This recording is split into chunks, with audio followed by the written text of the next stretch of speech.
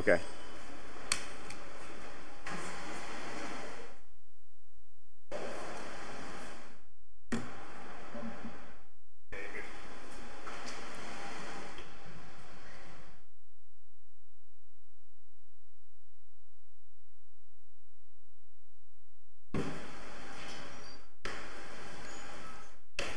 Thank you.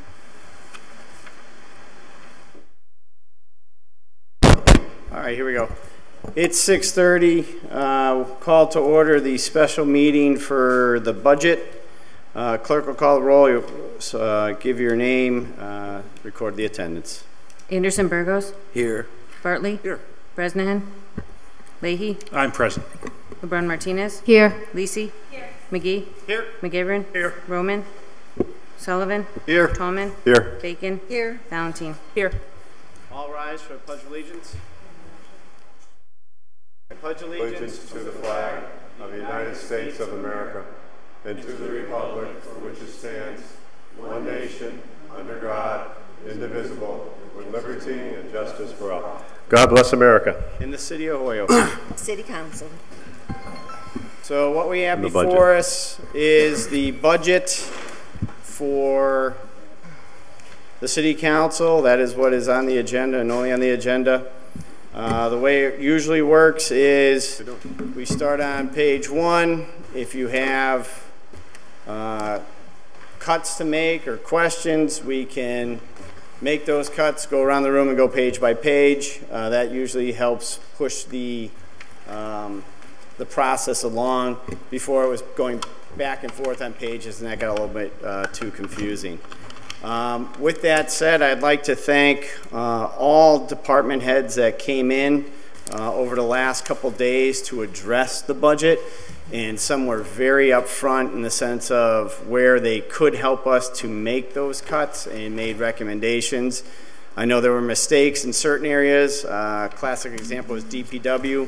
They had too many positions listed in one item, so that was a mistake, and they wanted a cut of $100,000, but then they found a mistake in another line item where they had to put the 100. So we'll go through that as we get to each and every page in order to try and make sure we address all the budget process correctly. But I really do want to thank all the department heads that came in. Very long nights. For us, we had 9 in attendance each night. It dwindled towards the end because people are tired, and that's understandable. But 9 counselors and all those department heads was phenomenal. Another point of information is with regards to there's a special meeting Thursday, this Thursday, so 2 days away, in order to address the special meeting on MD and some other special permits. So the mayor sent that out today. Did everyone get that? And I do believe it's at 6:30, 7? 6.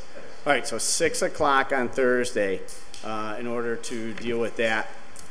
Trying to think what else for housekeeping. Trying to think. Oh, an update with regards to the issue that took place here. At our last meeting, I did speak with the chief of the fire department, Chief Pond.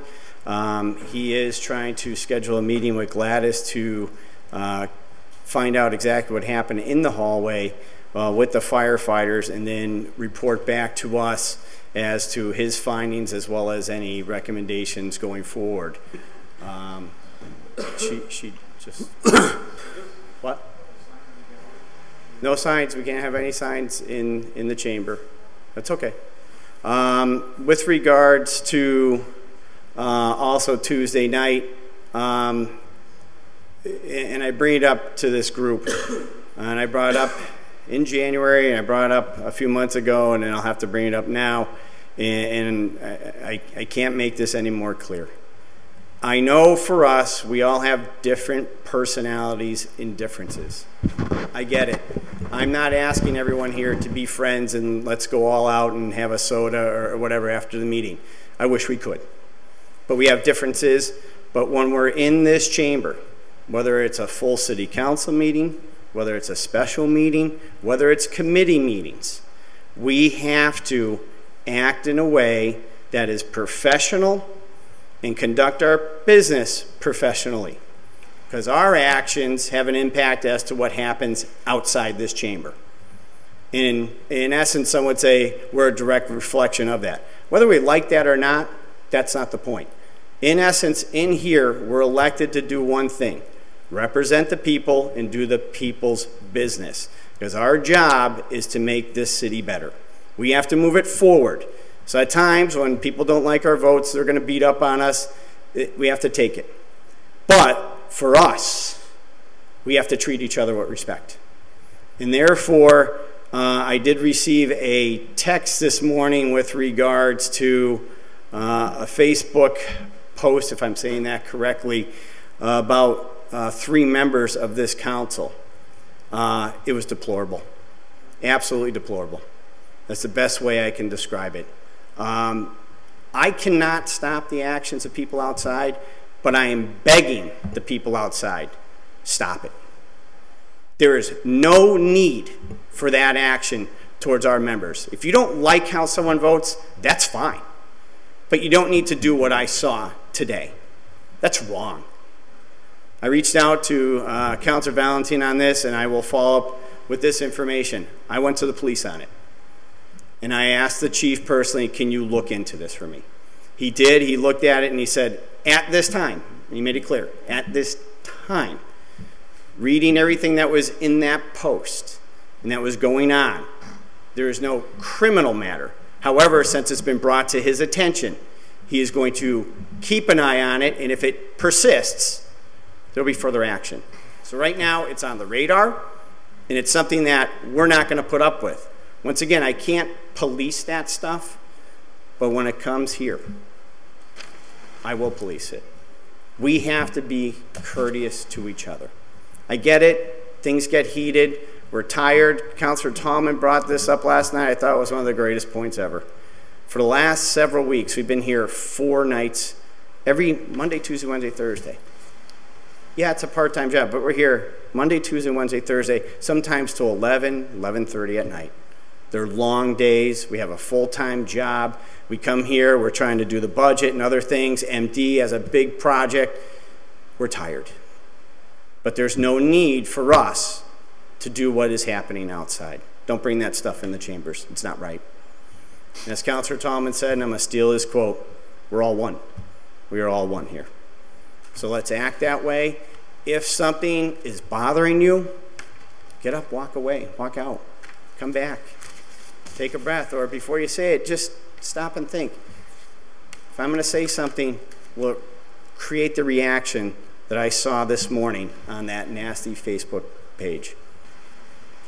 So with that, I ask us once again, personalities and differences aside, let's do the people's business. Let's do what's best for this city in order to move it forward. With that, we have a budget. If there are any questions on the budget, I'll be more than happy to answer how that process is for anybody. I was the chair of finance for a while, and cuts aren't designed to penalize a department head. Like I said, department heads came in and told us actually some areas that they suggested that you could cut. Bellamy did follow up with some information on salaries. We're trying to put them in there as an increase, but until the salary study is approved, if it is approved, we really can't do that. So we're going to be preemptive here is say any of those, if we miss it in the budget process, cannot be fully funded because there is no new salary study yet. But the ones that we do find, we're not cutting it to penalize the department, we're cutting it because it's the process. Also, as I've talked to other members, there are 40 to 48 employees in this city that haven't seen a raise in about 10 years. That's a raise in a cost of living. So if you look at the budget process from what we learned, there's a deficit of 1.7 million. Roughly, these are all rough numbers. And Bellamy's here. Once again, thank you for coming, Bellamy, to always be here to help us. 1.7. Both chiefs, fire and police, made note that in their budget, they have either 8 retirees or 3 retirees, depending on the department. There's a shortfall of $245 in one department and $100,000 in another department, so grand total of another $345,000 in a shortfall that they need. There's no question about it. They need it because those people are retiring. So that's now we're over 2 million. If the union contract ultimately gets done again and comes back, regardless of what that number is, that gets added onto the budget. So now we're well into the 2. Of which, as I have been advocating for and I will keep fighting for, there's 40 to 48 employees who have not seen a raise in 10 years. Not even a cost of living. I'm fighting to get them something. You're going to add that to the budget as well. So we're talking roughly about 2.5 million. That, you know, give or take. That's a rough estimate as our shortfall, our deficit. Well, if that's the case, as Bellamy pointed out, he is working very hard to get free cash certified. Well, if that happens relatively in the fall, best projection is about 1.5 to 2 million. Maybe? All right, call it 1.5. That was a conservative. All right, 1 to 1. I was trying to give you props. 1 to 1.5. Let's go at 1.5. Your rough estimate is you have a shortfall of almost $1 million. If you look at everything we've just talked about. What does that mean? Stabilization, layoffs. The school department told us next year they're going to have a shortfall of potentially $6 million, depending on things that happen there. That was in their budget book, and that's what Dr. Reich said. We have some things to do in order to address the budget and the shortfall. With that, I'll open it up to any questions, any comments, and then we can go page by page. Councilor McGivern. Just in respect to the deficit, we also have the option to increase the sewer rate and to offset that deficit accordingly to the amount that we increase the sewer rate. Correct. So with that would be page... Mr. President, could I ask a quick question? Yeah, Councilor President. So just to ask a procedural question, because I heard something for the first time last night. Yeah. Do we need to raise our hand to make motions? No, I mean, within a committee, if the chair wants to raise hands so it creates order, you know, they could ask that up front. Here, we've always raised our hand so I can kind of see you and call on you. I miss it sometimes, and I'll hear someone, hey, Todd, or, you know, Counselor. That's how we do it. It's kind of just a process that we follow.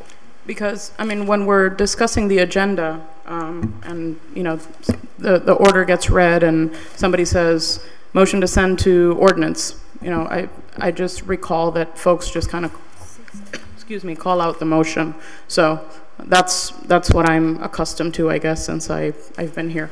So I wanted to ask for procedural clarification on that, since that's what I was instructed last night for the first time. Yeah, to me, once again, if a chair is going to ask for something, ask for it up front, or talk to your committee prior to say, look, in order, you know, there's 100 people here want to talk on an issue, want to open up, want to kind of move things along, I would ask this. That's kind of what we should be doing. If that hasn't been followed, you know, I ask once again, going forward, let's, you know, come on, let's work together, and we'll follow a process that everyone likes. Okay. So okay. Consistency. Thank you. Consistency. Anyone else?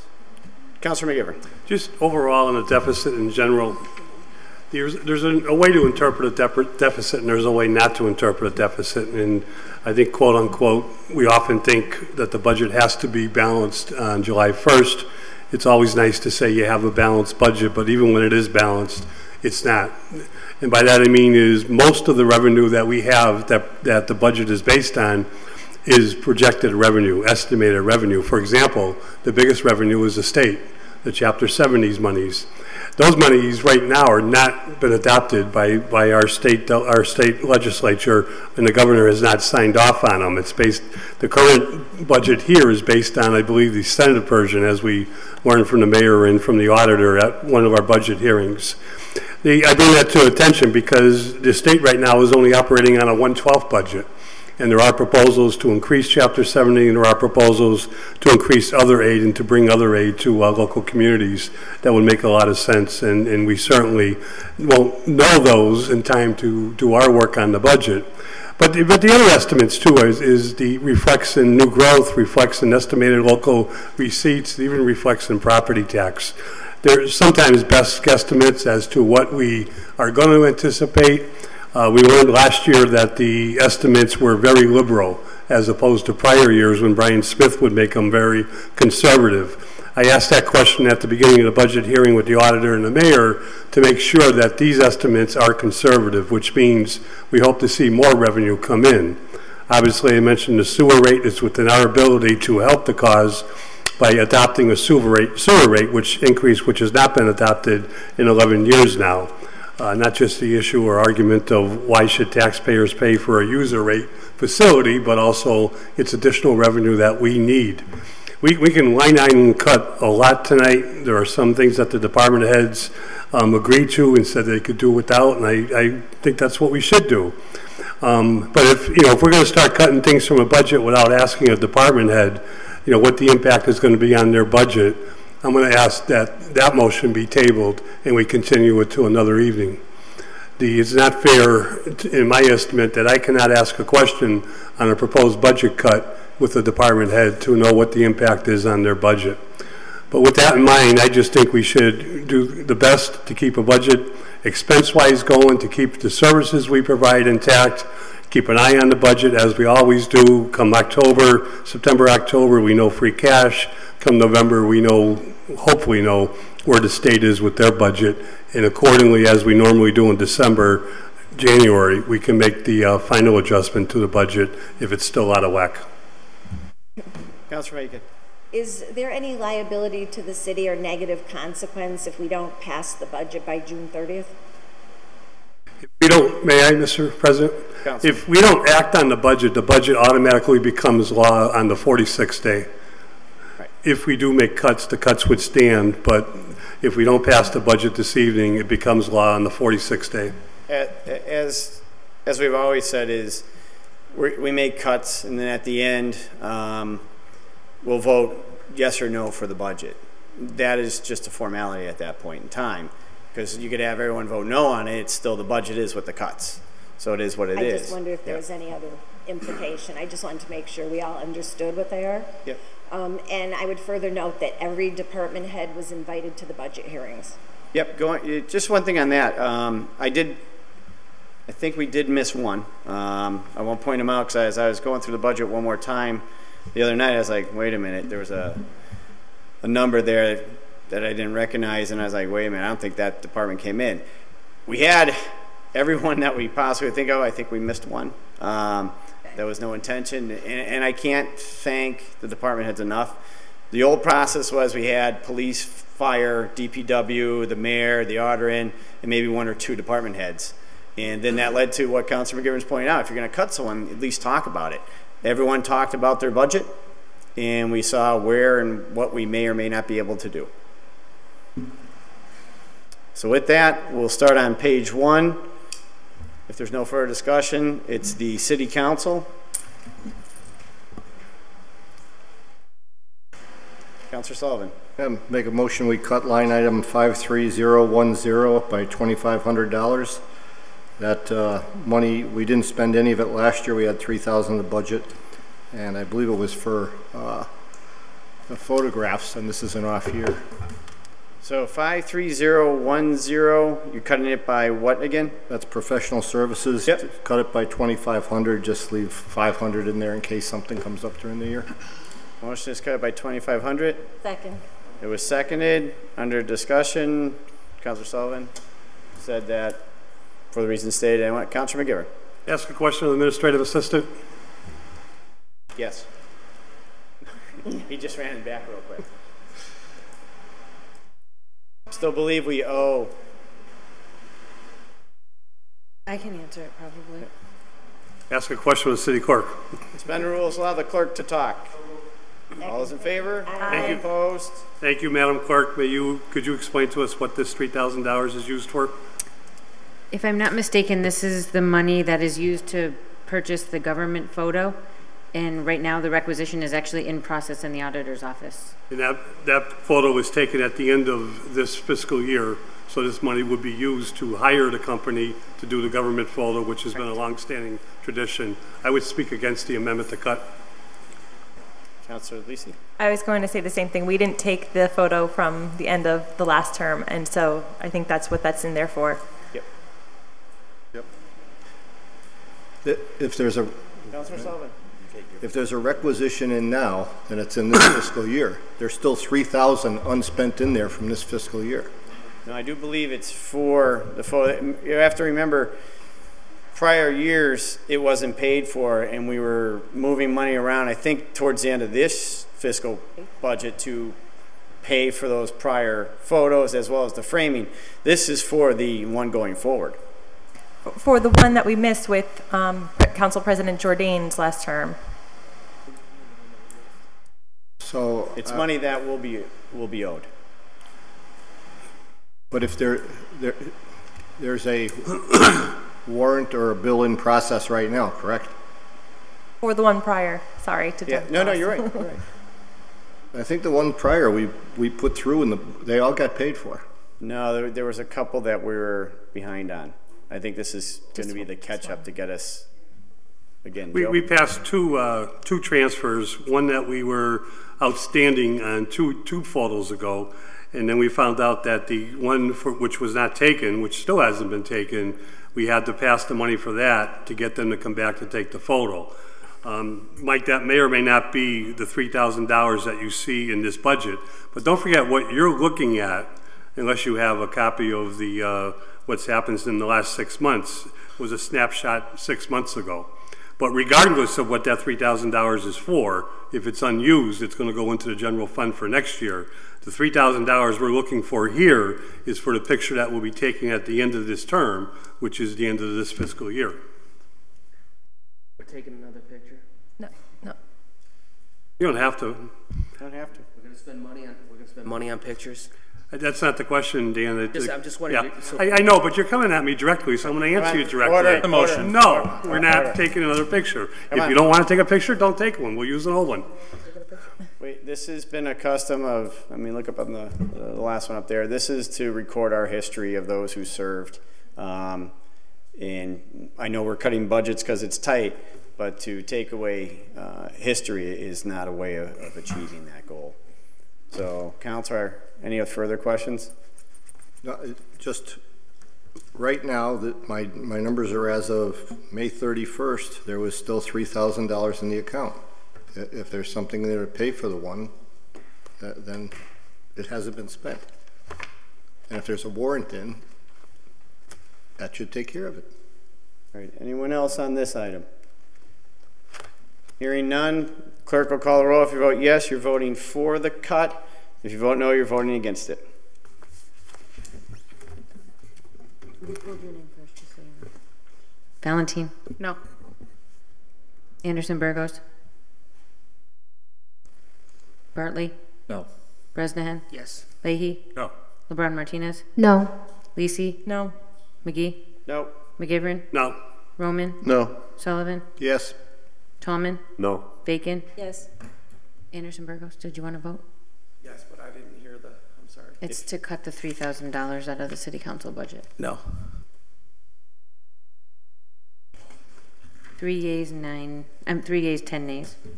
With your vote, you decline the cut. Next, any others on page 1? No, hearing none. Page 2, Office of the Mayor. Councilor Bacon. Motion to cut from object code 51250, which is extra clerical, from which none was expended, and the mayor has his 3 full-time positions filled. And so to reduce that line by 10,000. So 51250, you said? 51250. All right. Extra clerical. And you want it by 10. None was used so far this year, and yes. So the motion is to cut 51250 extra clerical help by 10,000. Is there a second? Second. It was seconded. Under discussion, Councilor Bacon. As I said. All right. Anyone else? Councilor McGivern. I'll be voting against the cut. In fiscal year 2017, the mayor's office used this to good use for over $18,000. if the $15,000 is not used this year, that's a good sign that it'll be returned to us. But I think, and not used or transferred somewhere else. I think the $15,000 for this coming year is a reasonable request. Councilor Lisi. I'm under the impression that when the mayor came in, he said that this was actually fully expended in this fiscal year. It's one of the aide salaries. Councilor LeBron Martinez. Yeah, I think I recall that conversation. That was the one that it was complemented with the market, farmers market person that is doing both the part of the part-time at the clerical assistant in the office and the one with the farmers market. And I think I was on the understanding that it was all used. Anyone else? So the motion is to cut 51250 by 10,000. Clerk will call the roll. If you vote yes, you're voting for the cut. If you vote no, it's against. Valentine? No. Anderson-Burgos? No. Bartley? Yes. Bresnahan? Yes. Leahy? No. LeBron Martinez? No. Lisi? No. McGee? No. McGivern? No. Roman? No. Sullivan? Yes. Tallman? No. Bacon? Yes. 4 yeas, 9 nays. With your vote, you denied that cut. Anything else on page 2? Todd, dues, Councilor Bresnahan. line item 57300, cut 10,000. Dues and subscriptions. Motion is 57300. Dues and subscriptions, how much? All of it, 10,000. 10,000. Is there a second? Second. It was seconded. Under discussion? No discussion. Okay. Councilor McGivern. Mr. President, I'll be voting against this. A vast, significant portion of the $10,000 is for the MMA, who, despite us not paying for our membership, has kept us in as the members for the past 2 years. I note that we are the only community in the Commonwealth of Massachusetts that don't pay into the MMA. I just got an email today. I would suggest everybody, if you got the email, they're putting on a no-cost conference in New Bedford on July 18th about economic development. I'm going to check my schedule to see if I can go. In the past, in the MAA annual meetings, I've learned a tremendous amount of information from the corporate world throughout New England, the people that they bring in. And most important, there are lobbyists in terms of the way votes are taken on Capitol Hill. Often, I'm not heard a vote that's about to be taken or could be taken until the MMA informs us through their newsletter or through the through email or through social media. So I'd be voting against this cut. Councilor Lisi. Same thing, MMA membership. Councilor Leahy. Yeah, thank you. Normally, I do vote against this, and oftentimes I'm the one that requested it to be cut from this budget, not only from this mayor, but previous mayors in the past. As Councilor McGivern stated, the 351 cities and towns, Holyoke is the only person that's not participating. However, they are still very good to us by including us in different mailings and emails and that sort of thing. However, it goes one step further. I've talked to several of my city councilor brethren throughout the state, and they take advantage of a lot of these no-cost programs. This is not just for the mayor's office. This is also professional development for the city councilors and also people like Ryan, who I think that he's an excellent administrative assistant, but everybody can use some, professional development. So I am going to be voting in favor of this tonight. Anyone else? So the current motion is to cut the full line item of $10,000. Clerk will call a roll. If you vote yes, you're voting for the cut. Valentine? No. Anderson-Burgos? No. Bartley? No. Bresnahan? Yes. Leahy? No. LeBron Martinez? No. Lisi? No. McGee? No. McGivern? No. Roman? No. Sullivan? Yes. Tallman? No. Bacon? No. 2 yeas, 11 nays. 11 yeas. No, 2 yeas, 11 nays. With your vote, the cut did not pass. Anyone else? Councilor Sullivan. I'd like to make a motion, same one, dues and subscriptions, 57300, to cut it by $7,000 to level funding from last year. Second. Motion is to cut 57300 by $7,000 for level funding. It was seconded. Under discussion. Councilor Leahy. I'm just going to reiterate what I had said prior. I think that the access to having the Mass Municipal Association at our fingertips is only a benefit to not only the mayor's office, but to the elected officials as a whole. So let's see what they can do for us. Thank you. Councilor McGivern. I have a question for the mayor, Mr. President. For the mayor? Yes. Mayor's not here. He has. Make a motion to table the amendment until I can ask the question to the mayor. Motion is to table. Lack of a second. I'll second that. Motion is to table the cut. Can I ask you a question? Councilor Leahy. If we table things tonight, what does that mean for voting on the budget? Well, tomorrow is another day for budget hearings. If we don't get through it tonight, we'll be back tomorrow to proceed with the budget. And you don't have one? If nothing passed at that point, we can't, sorry sir, you cannot engage with the council right now. There's no public hearing. Oh, that's okay. He just doesn't have a name. Come here. What? Mayor's here. I don't know. Everyone else seems to have a name tag. Motion to suspend the rules to allow the mayor to speak. All right. Joe McGivern. John Lansell. How the heck you doing? All right, order. I'll find my name tag, Mr. President. All right, so right now. Someone forgot to put it out. Right now, under discussion was Councilor Leahy's with regards to the process. There is a meeting tomorrow if need be. If not, if it's passed tonight, there will not be a meeting tomorrow. Therefore, does that answer your question? Yeah, thank you. The mayor just walked in, and I'm just saying I'm supporting the Mass Municipal Association, and I think it not only benefits your office, but I also hold on. Sorry. Make a motion to allow. Just suspend the rules to allow the mayor to speak. Motion to suspend the rules, allow the mayor to speak. All those in favor? Aye. All opposed? Mayor. Great. Thank you. I just want to reiterate what Councilor Leahy was saying before. The MMA annual membership is $7,000 a year. As Councilor McGivern pointed out, we're the only community out of 351 cities and towns that aren't a member of the MMA. And that's not just to benefit the mayor's office, but also the city council's office. So the annual trade show in January, for example, attendance there. Also, for example, the new personnel administrator wants to network with the MMA Personnel Administrators Association. And so that $7,000 a year annual membership is part of that $10,000.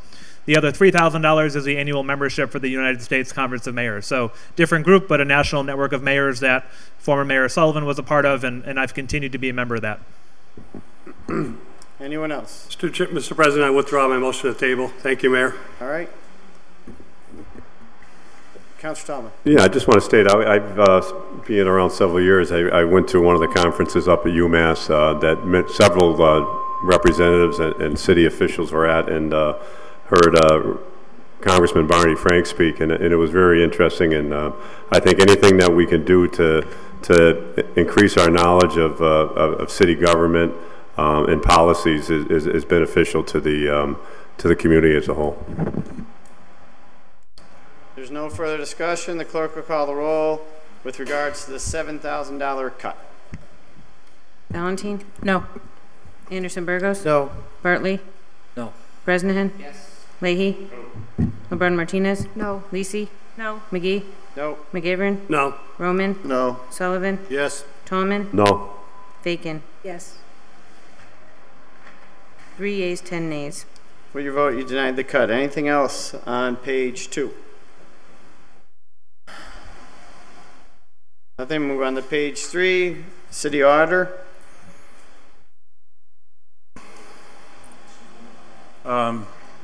Councilor Leahy. What?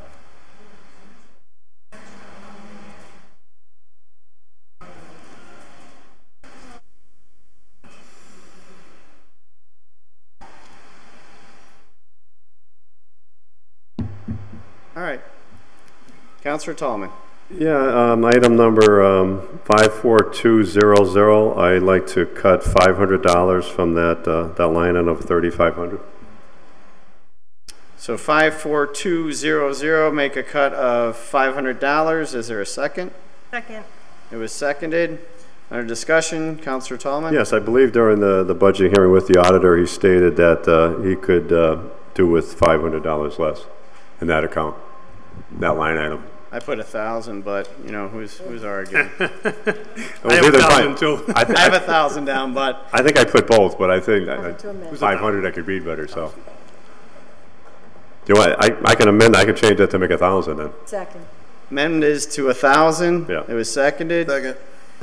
All's in favor? Aye. All right. So with that, clerk will call, if there's no further discussion, clerk will call the roll. If you vote yes, you're voting for 54200 minus 1,000. Valentine? Yes. Yes. Anderson-Burgos? Bartley? Bresnahan? Yes. Leahy? LeBron Martinez? Yes. Lisi? Yes. McGee? Yes. McGivern? Yes. Roman? Yes. Sullivan? Yes. Tallman? Yes. Bacon? Yes. Unanimous vote. For your vote, you approve the cut. Anyone else? I do have a motion, 51102. Motion would be to cut it by $2,607. Second. I'll second that, but That was seconded. This is what Bellamy pointed out in the sense of there are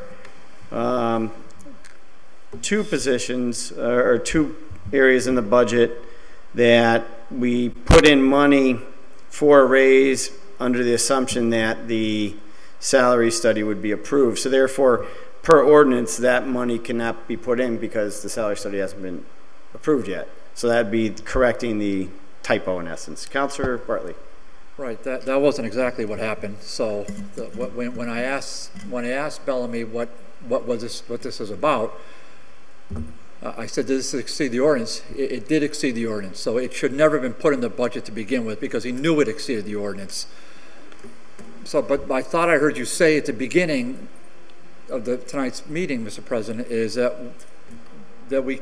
I mean, are there more of these? Because per order, or not order, but an email from the auditor from Bellamy, I do believe on page 41, you'll see the salary study assessments, 27,363, which would also be the other error or mistake, however you want to call it, in the budget. So that will be also taken out. Yeah, well, it was intentional. But do we get? We asked the auditor for. So he provides you a list because I asked him to provide the list to you. So this is the extent of it. That is in his email. He specifically said, "I went back pursuant to your request, and therefore I looked at all the positions to make sure that the same issue we brought up, especially this one." And the one at the library aren't found again in the budget. However, in the beginning of the budget process, I did mention that any position, if we miss it for whatever reason, really can't be funded anyways because of it being an ordinance. Well, that's right. So I was just wondering why. I mean, do we need? If you want to take the vote, I guess we can. But well, I think you're just cutting it out in order to put it back into the proper numbers. Can we just make a blanket motion to cover? Is that possible? We're not. Oh, I'm sorry, Councilor McGarry. I'm sorry. It's a good question, but we've learned in the past that we cannot make any blanket motions because it's finance. We have to go one line item at a time. Okay, but so long as you know what they are, and we're okay with that. So, all right, thank you, Councilor Bacon. I just want to be sure that there is a review because it's my understanding there are more positions in this budget that are in that category. So it may just simply be an oversight. But to the extent that it does happen in error, that they be corrected. It'll have to go back. They can't be paid more than the ordinance. But we're trying to fix it in the budget as we find it per line item. But I did, as we all did in the meeting, ask Bellamy, and he was gracious enough to go back through and email me. It's an email form saying he did do that. Anyone else? Councilor McGivern. I agree with the reasoning for cutting. It's because that salary ordinance has not been passed. I do favor that we take up the salary ordinance this year so that we can look at a number of these positions that have not received increases because they've met the cap or because the range of increase of the salary ordinance, current salary ordinance, does not allow the increase to take place. I also agree that you cannot fund above an ordinance under any circumstances. I think the intent was to give the City Council a picture of what would happen if the salary increase or if it did pass, that what could happen. But that's ordinance first, then appropriation transfer second. So if it is by ordinance and it's above the ordinance, I believe we should cut them. No further discussion. The clerk call the roll. If you vote yes, you're voting for the cut at 2607. Valentine? No. Anderson-Burgos? No. Bartley? Yes. Bresnahan? Yes. Leahy? LeBron Martinez? No. Lisi? McGee? Yes. McGivern? Yes. Roman? Yes. Sullivan? Yes. Tallman? Yes. Bacon? Yes. 9 yeas, 4 nays. With your vote, you approve the cut. Anything else on page 3? Off to page 4. Department of Procurement. Mr. President? Councilor Leahy. Yeah, just looking at line item, object code rather, 54200. 54200. I'd like to cut 4,700. 4,700. Is there a second to that? Second. Motion is seconded. So once again, 54200. It would be office and professional supplies, of which it is 4,700 is the request. I'll second it. It was seconded. Oh, sorry. Under discussion, Councilor Leahy. Councilor Leahy. Yeah, just very quickly, I just want to, we can cut these and people can come back in and ask for money down the road. And oftentimes they give a good explanation exactly why at that time they need the money. So this was what was expended the last fiscal year. It brings it down to $800. And so that's why I'm cutting this, or asking for it to be cut. Councilor McGivern. President, I have a question for the purchasing director. Not here. Make a motion to table the amendment. Second. Second. Mr. President, Yes, if Councilor people have questions, they should be asking when the department heads come in. I don't think this one came in. Are we supposed This to review person was our not questions? invited in. Hold on. Councilor Leahy has the floor. Motion to table was seconded, but I'd be happy to answer that question if you allow it. Oh, he's asking the question. It's rhetorical. All right. I'll Councilor rhetorically McGivern. answer it. I didn't know the motion was going to be to cut it when the purchasing director was before us. Okay. How can I ask a question?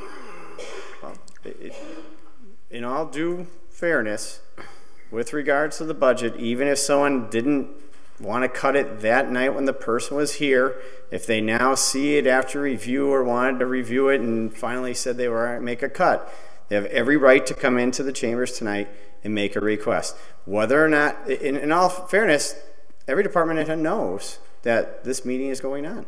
They could be here. I'm not debating that, Mr. Chairman. Right. So I want to ask a question, though. You can. That's all I'm saying. You can. Anyone else? Councilor Lisi. I don't The think. motion to table. I just wanted to say, I think of all the department heads that we had in, I don't think that I one. even saw purchasing director on the list. I don't believe they were on the list. No. That's why I said I believe there was one missing, and this was the one. Oh. I found Waldo. Got it. Anyone else? Councilor Bacon. Just as a point of order, Yep. if every single time this comes up and a person isn't here, there's going to be a motion to table. We will be here tonight, tomorrow night, and probably Friday. Well, it's only tonight and tomorrow. That's it for the budget. We will be here Thursday. That's a guarantee. On something else, though. Maybe. Anyone else? Motion is to table. All in favor? Aye. Opposed? No. Noes have it. Back to the cut, of which it's for 4,700. Clerk will call the roll. If you vote yes, you're voting for the cut. Yes. Yes. Valentine? No. Anderson-Burgos? No. Bartley? Yes. Bresnahan? Yes. Leahy? Yes. LeBron Martinez? No. Lisi? No. McGee? No. McGivern? No. Roman? Yes. Sullivan? Yes. Tallman? No. Bacon? Yes. 6 yeas, 8 yeas. With your vote, you didn't approve the cut. 6 to 7. 6 to 7, I'm sorry. Anyone else on page 4? Councilor Bacon. Object code 51101. 51101. Now, we have turned back all the large raises that came into us on an individual basis. And so the cut that I'm recommending to this object code, and anybody can correct me if my math is off. I just want to confirm on the salary, was the base salary as stated in here, the $60,817 in this current year? It wasn't a carryover from the last budget year? I know Bellamy's here and he could just help me out on that. Motion to suspend the rules and not allow the auditor to approach. Motion to suspend the rules, allow the auditor to speak on a... And the city solicitor, please. And the city solicitor. Open it up to both. All those in favor? Aye. All opposed? Bellamy, if you want to go to the mic. Question is, Chief Procurement Officer 51101. Question on the salary. Last year it was $60,817. Or was it? Is that your question? I want to know if that was the final budgeted amount. Correct. Yes, that's what it says. Okay. That's what, I mean, He's turning the mic No, on. I just want to confirm that. You turn the mic on? I thought I turned it. Is it working? Yes? No? Now it's okay. Sorry. The final budget amount for 2018, which is this year, is $60,817. Yes. Okay, so that is a true number. Okay, then I'm all set. I didn't have the opportunity to ask that in the budget hearings. Okay. Thank you. So you're all set. Anyone else on page 4? Hearing none. Page 5. My question for the city solicitor. Oh, I'm sorry. Councilor McGivern. Crystal, is there a lawsuit litigation pending against the city for this position and a former vote on the salary? I'm going to refer to Paul Payer, the city solicitor, on this one who just walked in. Paul, if you want to come Mayor. up. Welcome, Paul. So this MCAD matter that Attorney Eric Schultz here. Check the mic, Paul. How's that? Bring it up to your face a bit more, though. Thanks. So Attorney Ertschel is here as well, handled this matter, and the MCAD did dismiss the case, so there's not a pending matter. Okay. Thank you. Anyone else? Anyone else on page 5? That's what I meant. It's going to be numbers all night. No one else? Then on to page 5. Office of Assessment. Anyone? Hearing none. On to page 6. Office of City Treasurer. Mr. President, make a motion. Hold on, Councilor Sullivan.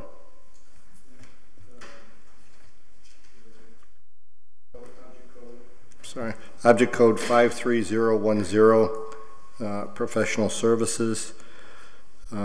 We had Sandy and she thought they could do with 5,000 less there. Second. So 53010 minus 5,000. It was seconded. Under discussion. Said Sandy, the treasurer, mentioned that. Yep. Anyone else? No one else? Clerk will call the roll. If you vote yes, you're voting for the cut of 5,000. Valentine? Yes. Anderson-Burgos? Yes. Bartley? Yes. Bresnahan? Leahy? Yes. LeBron Martinez? Yes. Lisi? Yes. McGee? Yes. McGivern? Yes. Roman? Yes. Sullivan? Yes. Tallman? Yes. Bacon? Yes. Unanimous vote. With your vote, you approve the cut of $5,000. Mr. President? Councilor Tallman had one, and then I'll go to Councilor Leahy, and then Joe. Councilor McGivern, sorry. You next, Joe? Or no? Up to the president. You're senior to me, so I'll let you go. I'm only a year older than you. Go ahead. I think it's 2. Age before beauty. I don't care. We're all going to make the same motion. Councilor McGivern. 53050. The city treasurer said she could live without $25,000 in land court expenses. Second. Make a motion that we cut the $25,000. Second. Motion is cut 25,000 from 53050. Under discussion? If not, clerk will call the roll. If you vote yes, you're voting for the $25,000 cut. Yes. Anderson-Burgos? Yes. Bartley? Yes. Bresnahan? Yes. Leahy? Yes. LeBron Martinez? Yes. Lisi? Yes. McGee? Yes. McGivern? Yes. Roman? Yes. Sullivan? Yes. Tallman? Yes. Bacon? Yes. Unanimous vote. With your vote, you've cut the 25,000. Anyone else? Councilor Leahy. Yeah, thank you. Can we look at object code 53060? Make a motion to cut $10,000 from the line item? So that's the flex spending account. So 53060 minus 10,000, you said? Yes, sir. 10,000. Mr. President?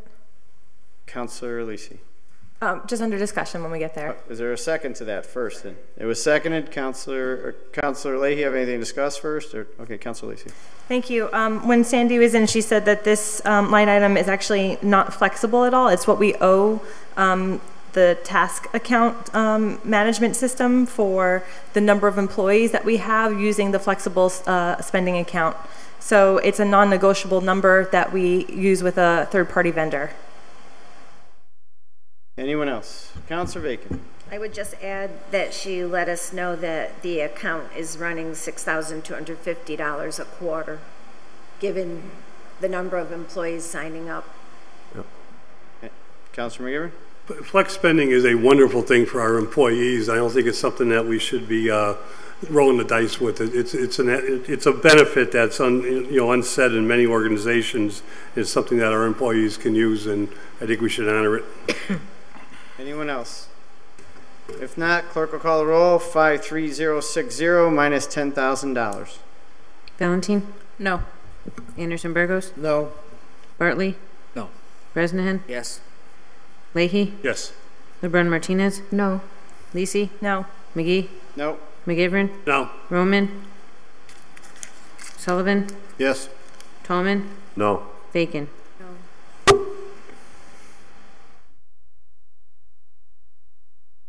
3 yeas, 9 nays. With your vote, you denied the cut.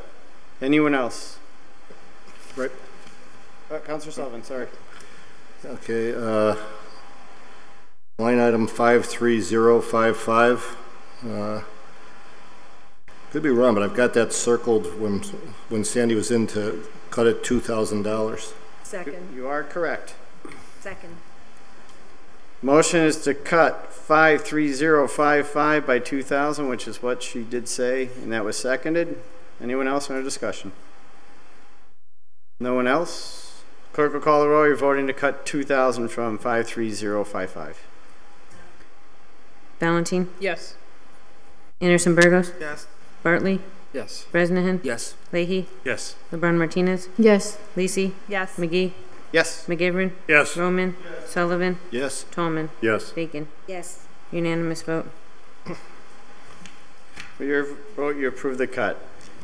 Anyone? Councilor Leahy, sorry. Councilor Leahy? Yes, if we could, Mr. President. Object code 56000, expended the year 2017 is only $22. I make a motion to cut $600.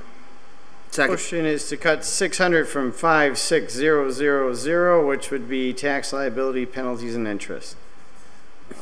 It was seconded under discussion. Councilor Leahy. Just what I said. Okay. That was, yep. Anyone else? Hearing none, the clerk will call the roll. If you vote yes, you're voting for the cut of 600. Valentine? Yes. Anderson-Burgos? Bartley? No. Bresnahan? Yes. Leahy? Yes. LeBron Martinez? Yes. Lisi? No. McGee? Yes. McGivern? No. Roman? Yes. Sullivan? Yes. Tallman? No. Bacon? Yes. She only used 22, and this is what? 8 yeas, 4 nays. With your vote, you approve the cut. Anyone else on page? What was the amount, the total amount of that cut? 600. 600. Anyone else on page 6? Page 7. Tax collector. Mr. President? Councilor Leahy. Can we look at object code 53010? Make a motion to cut $3,100. So tax title certification 53010, cut it by 3,100. Yes, sir. Is there a second to that? Second. That was seconded. Under discussion, Councilor Leahy. That was, sorry. Councilor McGivern. That was the Tony's actual suggestion that we could cut that by 3,000. That was one of the recommendations. Tony. Tony, it's 5310. Tax collector? I'm sorry, that was standing in for Katie was Bellamy. which is one of the suggestions of Katie to cut. We'll call him Tony. You can't call Katie Tony. No, Bellamy. Call Bellamy Tony. Hey, Tony. Tony. Anyone else? If not, the clerk call the roll. 53010, cut by 3,100. Valentine? Yes. Anderson-Burgos? Yes. Bartley? Yes. Bresnahan? Yes. Leahy? Yes. LeBron Martinez? Yes. Lisi? Yes. McGee? Yes. McGivern? Yes. Roman? Yes. Sullivan? Yes. Tolman? Yes. Bacon? Yes. Unanimous vote. With your vote, you approve the cut. Councilor Sullivan. Yeah, object code 53100. 53100. Yeah, that's other contracted services. Kate was okay with a $2,000 cut there. Second. Motion is cut 2,000 from 53100. It was seconded under discussion. It's what was asked for by the department head. No further discussion. Clerk will call the roll. If you vote yes, you're voting for the cut. If not, you're voting against it. Valentine? Yes. Anderson-Burgos? Yes. Bartley? Yes. Bresnahan? Yes. Leahy? Yes. LeBron Martinez? Yes. Lisi? Yes. McGee? Yes. McGivern? Yes. Roman? Yes. Sullivan? Yes. Tolman? Yes. Bacon? Unanimous vote. With your vote, you approve the cut. Anyone else on this page? Councilor Bacon. Your mic's off. Same page? Same page. Object code 54200. 54200. $100 for level funding. Office and professional supplies, 54200. Request for 500 to make it level funding. Is there a second? Second. It was seconded under discussion. Councilor Bacon, just level funding. Anyone else? Councilor McGivern. I would speak against the cut. If we noticed that in prior years it's been running in the $3,000 plus range. We did not ask Bellamy about this cut, and I think it's a fair, reasonable request from a department head that does an incredible amount of contact with the public, an incredible amount of contact both via mail and via the Dropbox, and I think the professional supplies and services are needed. Anyone else? If not, the clerk, oh, Councilor Lisi. Yeah, I would just say that I know that the tax collector's office is the office that's responsible for collecting the tax titles, and I think we've been much more aggressive with that as of late, and so I wouldn't be surprised that there's more activity in that line item for that reason. Anyone else? If not, clerk will call the roll. The rest is for 500. Valentine? No. Anderson-Burgos? No. Bartley? Yes. Bresnahan? Yes. Leahy? Yes. LeBron Martinez? No. Lisi? No. McGee? No. McGivern? No. Roman? Yes. Sullivan? Yes. Tolman? No. Bacon? Yes. 6 yeas, 8 nays. Your vote, you did not approve the cut. 7, I'm sorry. 6 yeas, 7 nays. Anyone else in this area? Councilor Sullivan. Question on the 51101, the salary for the test, that's a 10% increase. Is that a contract thing, or what's? No, it's a raise. By ordinance, though? DH 20, yes. Department head 20, so it's an ordinance. It's a raise. I mean, so is that, are all, I mean, just so we're clear, these raises that are labeled as ordinance raises, are they going through? If not cut or anything, those can be cut, or they're subject to appropriation, as we've always learned in the past. You could make a motion to cut it, because it's in, as they call it, the salary range. Oh, I'm sorry. It may not be. It may be. I think it's Do we have a list of department heads who are getting raises and who aren't getting raises? Can ask that of the mayor. We don't have that list current now. Councilor Lisi and then Councilor Bacon. Thank you. I would motion to suspend the necessary rules. I'm just a little bit confused as to whether the DH-20 is by ordinance or whether it's the department head's bargaining unit. Bellamy? But we Bellamy suspend or the legal? rules to keep it open for the budget That is- process. that- so. Agree. That is indeed by ordinance. It's not the professional supervisors union. Yep. That's the ordinance. Thank you. Councilor Bacon. So are we in the same situation with this one as we were with the auditor's office then? So we have to bring it back to the ordinance? I know with the one from the auditor, he put it in as he said. You can take it out. It was done incorrectly under the assumption that the salary study would have bumped it up. This is different from that. Right. This is within the range That of exists. Department Head 20, so it's just a question of whether you allow the raise to go to that amount. Correct. But It's not, a raise it's not within outside of the within ordinance the at rate. all. That's all. Thank you for that clarification. Can I ask a question while he's up there? Yep. Bellamy, can you tell us who's getting a raise in this department, as for department heads in this budget? Well, can you tell me the ones that are who? Okay. All right, thank you. Councilor McGivern. Thank you, Mr. President. I'd like to speak in favor of the raise. Kay Jakowski is our appointment. Not only that reason that I like to speak in favor of it, but we recently went through a very difficult fiscal year with a catastrophe because of some not accounted for auditing and some issues as our newly appointed auditor who didn't last with us too long, and with a number of things that didn't take place with Munis and a number of postings that didn't take place correctly. Katie has done acting for us at periods of time, the auditing position itself. She is the go-to person for Munis. If she's asked, she is more than willing to fill in and to help out all department heads in the area of Munis, in the area of the finance questions itself. I'm speaking of when Bellamy was not on board. She has proven herself time in and time out. It's no secret Katie has been headhunted in terms of professional organizations looking at her with her skill ability, her education ability, and I think we've got to stop the bleeding because we've lost too many department heads because we're not paying them the decent wage. Councilor Bacon.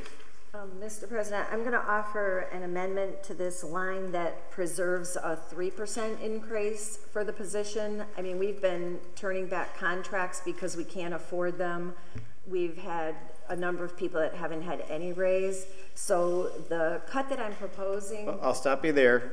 The current wasn't even a motion, was a question with regards to legal as well as the schedule. Right. Was this a raise? So this Councilor Sullivan hasn't made a motion to cut anything yet. He wanted a procedural question answered, which is what we got. We got our Which I thought answer. was answered, so I was... So you'd have to have a, there's no amendment. It would be a motion if you have a motion. Councilor Sullivan first. Do you have a motion at all, or? No, I'm fine. My question's answered. Okay. Councilor Bacon. So my intention was to make a motion to reduce object code 51101 by $3,892. This preserves a 3% raise for the position.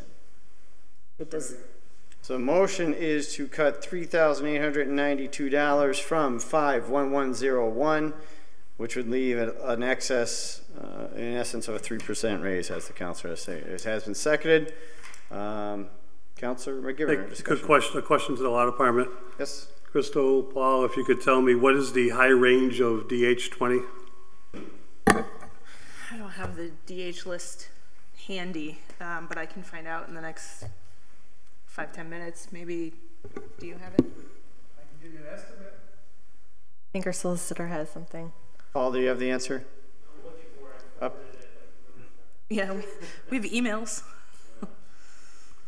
Well, they're looking for that. Anyone else under discussion? No one? Give the law department a couple minutes just to answer that.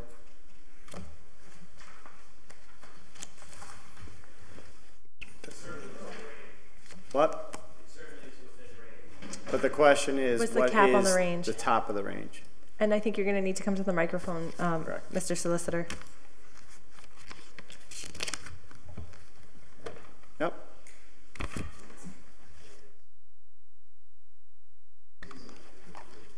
All right, so the question is on DH 20, what is the top of the range? I have 67,397. 67,397. So it's pretty much at the max. Thank you. Anyone else? All right. If there's no further discussion, the clerk will call the roll. If you vote yes, you're voting for the cut of $3,892. Valentine? No. Anderson-Burgos? No. Bartley? Yes. Bresnahan? Yes. Leahy? No. LeBron Martinez? Yes. Lisi? No. McGee? Yes. McGivern? No. Roman? Yes. Sullivan? Yes. Tallman? No. Bacon? Yes. Can I resend my vote? I'm sorry, I voted, but not understanding what I did right here. And I say yes, can I take my vote and say no? Technically you can. Yes, you can. Made a mistake, thank you. Hold on. So the counselor said she made a mistake prior to the final vote. She wants to change her vote from yes to no. She has every right to do that. If the vote was recorded and approved, then we'd have to suspend the rules to reconsider. So therefore, she has changed her vote from a yes to a no vote. Clerk? 6 yeas, 7 nays. What's your vote? 6-7. The cut does not go forward. Anyone else on this page? Councilor Bacon. I'll make a motion to reduce the cut to $3,000 instead of 3,892. The motion is to cut, once again, 51101 by 3,000, not 3,892. Is there a second to that? Second. It was seconded. Councilor Bartley, you had a question? Or No, I'm good, thank you. Okay. No further discussion. The clerk call the roll. If you vote yes, you're voting for the $3,000 cut. Valentine? No. Anderson-Burgos? No. Bartley? Yes. Bresnahan? No. Leahy? No. LeBron Martinez? No. Lisi? No. McGee? No. McGivern? No. Roman? Sullivan? Yes. Tallman? No. Bacon? Yes.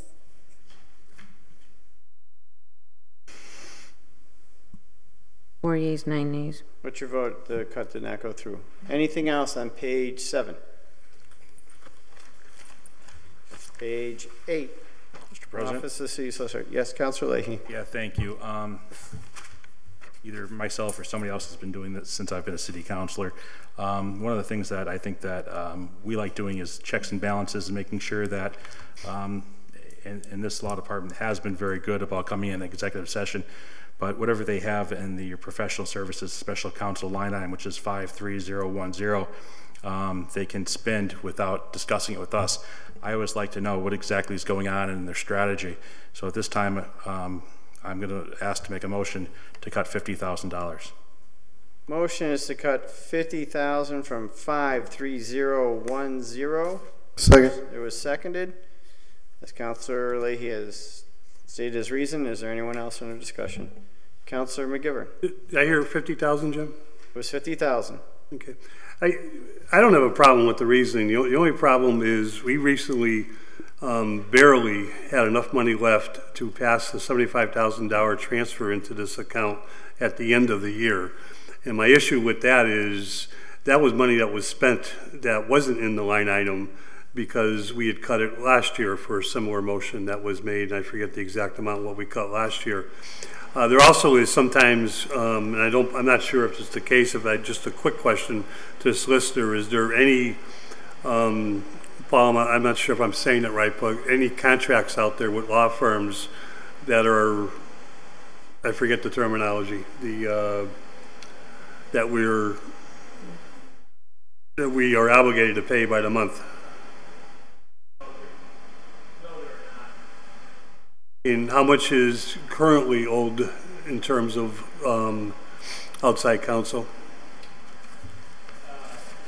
Yeah, hit it again. No. I'm sorry, special counsel. We'll leave it on, I think. There are no retainer agreements currently. With the $75,000 appropriation from free cash, we had outstanding delinquencies of approximately $65,500. I believe we had about $5,000 remaining in the line item, so we're expected to be able to cover what has, historically it's been about $12,000 to $15,000 per month. So we're expected to cover that for June. And if we cut $50,000, that's going to leave you with 25 because the mayor's already cut 75. How far will the 25,000 last year?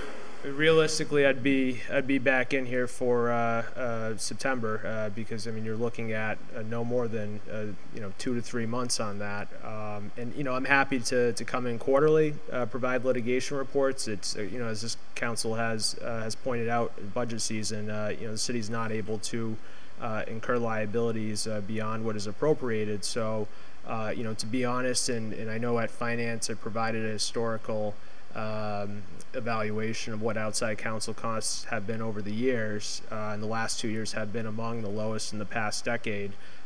It's likely, looking at the upcoming year, that the expenses are going to be over $75,000, but that is the amount before the council, based on that rationale that we went forward with last year, which I think served us well, if not for some of the financial issues that arose. I'll say it even different. If you run out of $25,000, at that point, you should legally have to terminate services with any special counsel. Correct, and that would be incredibly detrimental to the city's litigation position. We have several outstanding matters that are in the middle of discovery, and it just simply wouldn't be practical to assume those in-house at this time. Thank you. Thank you, Mr. President. Thank you. Councilor Leahy? Yeah, thank you. And actually, to Paul and Crystal, I think you guys are doing a fine job. I really do. And this request, not only by me but other councilors, years and years ago, we got burned pretty badly by keeping, I think it was well over $100,000 in this line item. Then, if my memory serves me correctly, and this is long before you guys, it was spent very quickly on different things. And so the council didn't see that coming. So then I decided, well, you guys are going to be coming in quarterly to give us some sort of update or review of the litigation, which is always very appreciative, and it's very informative, and I certainly try never to miss that meeting. So it's kind of checks and balances. Whereas you guys need the money, we like to hear the updates. And at that time, the mayor generally, I don't think has ever had a problem on. We have to keep in mind, I implore everybody, we can only cut, we can never add. So we'd rather start off low than add later by approving what the mayor is putting in front of us. And I don't think, I think you're a pretty savvy guy, so I can't imagine that line item of $25,000 ever running out where we would have to cancel any sort of partnerships or relationships, because you would be in front of us prior to that. Because you're a pretty savvy guy. So that's why I'm making this motion to cut $50,000 out of that line item. Anyone else? Councilor Lisi first, then Councilor McGivern. Thank you. I agree with a lot of the rationale that Councilor Leahy presented. However, given that the line item has already been cut in half, I don't think that the department can sustain any further cuts. If it were fully funded at $150,000, I would be totally in favor of cutting $50,000 and bringing it down to 100, or even, just under 100. But it's already at 75,000, and I think that we have a commitment from the solicitor to come in quarterly to give updates as to how much money is being spent on litigation strategy. So that's satisfactory to me. Anyone else? Councilor McGivern. I think Councilor Leahy, and I commend him, he has an excellent memory, and I agree with him. He was back, Jim, in 2010 that we spent over $600,000 in this line item. But also, to your credit, to Councilor McGee's credit, and other city councilors throughout the years, we sent the message that that was not going to be the way the business should take place within the city of Holyoke. Fiscal year 2013, the costs were down to $274. In 2014, they were down to $2,006. In 15, 16, and 17, it was 187, 189, and 188. And most important, this year it went out at 134, and I think the credit for that goes to our new solicitor, Paul Fair, and to a staff that is looking and mindful of outside special counsel and really doing a lot more and a bang-up job in-house. I agree. If this was 150, we could cut some of it. But to go below 75, I think, is a problem, a legal problem, if we're in the middle of a trial, the middle of litigation, and that account runs out. The auditor cannot cut a check for any outside counsel. And I think the 75, the mayor is making them bleed for us. Sorry, Mayor. Anyone else? Clerk will call the roll. If you vote yes, you're voting for the $50,000 cut to 53010. Valentine? No. Anderson-Burgos? No. Bartley? No. Bresnahan? No. Leahy? Yes. LeBrun Martinez? No. Lisi? No. McGee? No. McGivern? No. Roman? Yes. Sullivan? No. Tallman? No. Bacon? 2 yeas, 11 nays. With your vote, you denied the cut. Anyone else? Do you believe Paul did say 57300 minus 1,000 dues and Second. subscriptions? That was the request of the department head. That was seconded. If there's no further discussion, clerk will call the roll. You vote yes, you're voting for the cut. 57300. 57300. 1,000. Valentine? Yes. Anderson-Burgos? Yes. Bartley? Yes. Bresnahan? Yes. Leahy? Yes. LeBrun Martinez? Yes. Lisi? Yes. McGee? Yes. McGivern? Yes. Roman? No. Sullivan? Yes. Tallman? Yes. Bacon? Yes. 12 yeas, 1 nay. With your vote, you approve the cut of 1,000. Anyone else in this area? No one else? Page 9.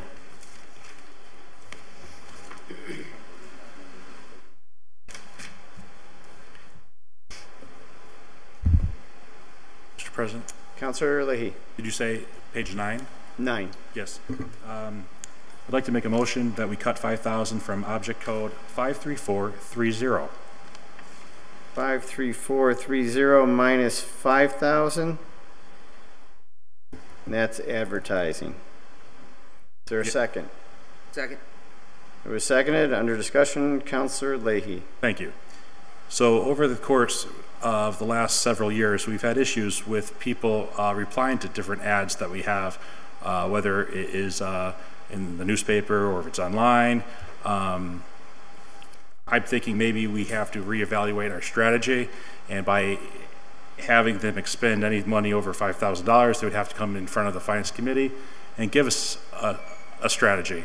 And once again, it's checks and balances. Thank you. The department head did ask for 3,000, but 5,000 wouldn't be a stretch. But that was asked by the department head. 3,000 could be cut. Just as a note. I had 1,500 for my notes. Oh, I had 3,000. Well, anyone else have a number? I think I had 3,000. 1,500. 15. That's mine and yours together. All in. Right now it's 5,000. If there's no more discussion, clerk will call the roll. 53430 to reduce by 5,000. Valentine? No. Anderson-Burgos? Yes. Bartley? Yes. Bresnahan? Yes. Leahy? Yes. LeBrun Martinez? Yes. Lisi? No. McGee? Yes. McGivern? No. Roman? Yes. Sullivan? Yes. Tallman? No. Bacon? Yes. 9 yeas, 4 nays. With your vote, you approve the cut of 5,000. Anyone else? Seen how my number was wrong last time, Joe? 53010. I do believe they said you could cut that by 4. That's what I have as a note. That was the department head begged us not to cut that. I wrote down no cut according to our new personnel director. That's why he offered the money from advertising, and He offered $250 from dues and subscriptions too. I have it $250. But he really adamantly so he asked said no to that one. He asked that we would not touch the $10,000, and he gave some reasons for that. Okay, so the other one then was 5710. No, wait, I'm sorry. 57300 by 250. Correct. Second. So 57300 cut by $250. For discussion? No one? Clerk will call the roll. Vote yes, you're voting for the reduction. 57300, $250. Sullivan has something. Oh, I'm sorry, Councilor Sullivan. Yeah. Thank you. Okay, I'd like to go back to that 53010. I'm remembering his conversation also, and one of the points he made was that we had services from many of our vendors for training that had never been taken advantage of. I'll stop you there. We can come back to it after. Right now, on the table is 57300. It was seconded. There was no other discussion. The clerk can call the roll on that one. If there's no discussion on that one, then we can go back to 53010 because that was more of a question. No real order was given or request yet. Gotcha. All right, so the clerk is going to call for the $250. Valentine? Anderson-Burgos? Yes. Bartley? Yes. Bresnahan? Yes. Leahy? Yes. LeBron Martinez? Yes. Lacey? Yes. McGee? Yes. McGivern? Yes. Roman? Yes. Sullivan? Yes. Tallman? Yes. Bacon? Yes. Unanimous vote. With your vote, you approve the request for $250. Now, Councilor Sullivan. Okay, so I'm back what I said. In his discussion, he said that we had many vendors that offered the training programs, and we hadn't taken advantage of any of those at all. So I think if we couple that with $5,000 for training, which was all that was spent out of the $10,000 budget last year as of May 31st was $5,000. Add to that all the new programs that he'll be able to take advantage of that haven't been taken advantage of, offered by the vendors, and you still have a training package that's way above anything that we've done in the past. So I do believe I said for Joe. I think he compromised. But anyways, Joe, I mean Mr. McGivern, sorry. Well, thank you.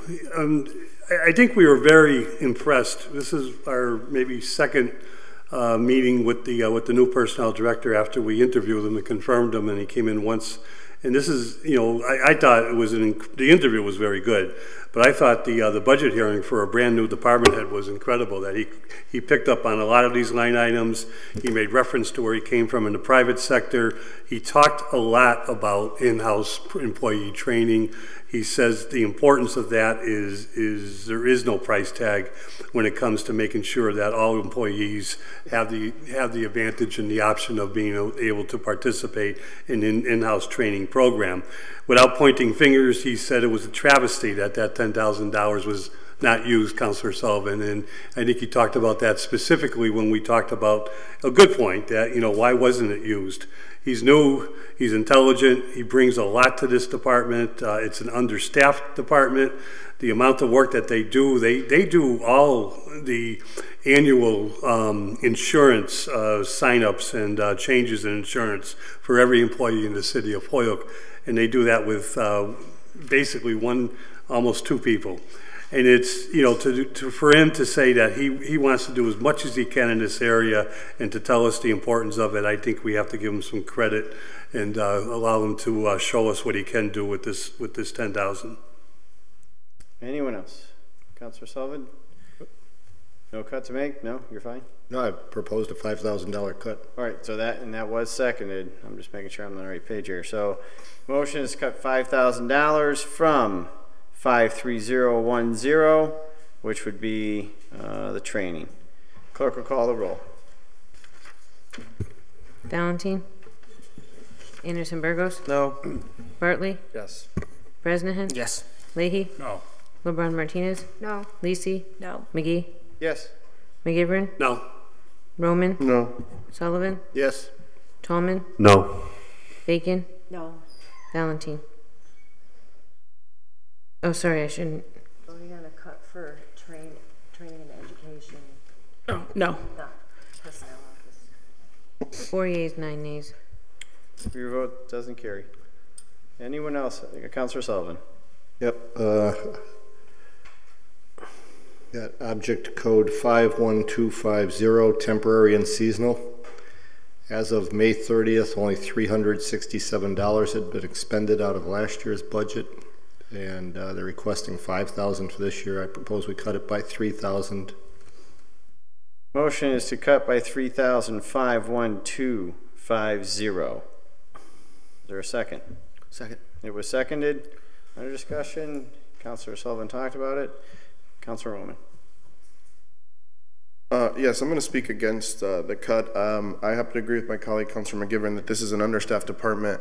And as the head of Charter and Rules, speaking with the previous Human Resources Administrator and seeing the amazing work that the current personnel assistant does, the reason for the increase is because they do need someone else to assist in that department. And I know, and the mayor's the one that cut, because he had to. The head administrative clerk, which was the request of the department head, they do need this extra clerical help. Literally, the 2 staff members are covering anyone who walks through the front door for the Human Resources Department. So if you are a retiree or you're any individual with any HR questions, they have to stop what they're doing and take care of it. So I know that this department is going to use this line item more effectively, and so I would advocate that my colleagues please vote against this cut, just because hearing from the previous administrator and speaking with the current assistant personnel staff, they really requested that they needed more help. So if there's not going to be a full position, I really think that this extra clerical temporary services will assist in this help. So I would advocate against it. Thank you. Councilor McGivern. This is the money that they used for a couple of reasons. Exactly what Councilor Roman said. One, to fill in when it's necessary, so that the personnel administrator assistant is doing the jobs that personnel people do in terms of employees, and that can be a number of different things. But most important, it's used. And it's the open enrollment that makes it temporary and seasonal, because the open enrollment only comes for insurance once a year. And there's a ton of questions and a ton of research and a ton of things that have to be done for an employee who was signing up for the first time, or for an employee who was changing his insurance, especially when the insurance plans are changed and the options are changed and the explanations of exactly what they're buying and exactly what they're losing if they do change their plan. And I think this is where that department gets hammered. And it's only once a year, but seasonal help is necessary. Anyone else? Councilor Sullivan. Just a final comment. In 2017, $3,200. So far this year, only $367. I don't think there was any more problems or anything was any different the previous 2 years, 2017 or 2018, and now to raise it up to $5,000 seems excessive. Anyone else? No, Councilor Roman. Just a final thought to that final thought. I spoke with both individuals before this new HR administrator. They requested the extra funding and they requested the extra personnel. So with all due respect to my colleagues and through you, Mr. President, this is needed. This came directly from the department chair, prior, and the personnel assistant in that position. So again, I would encourage us to vote no.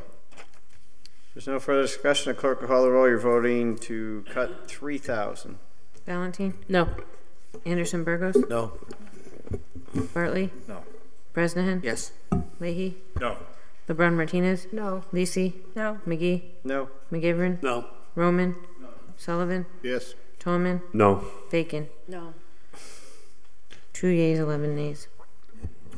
With your vote, you denied the request. Anyone else for page 9?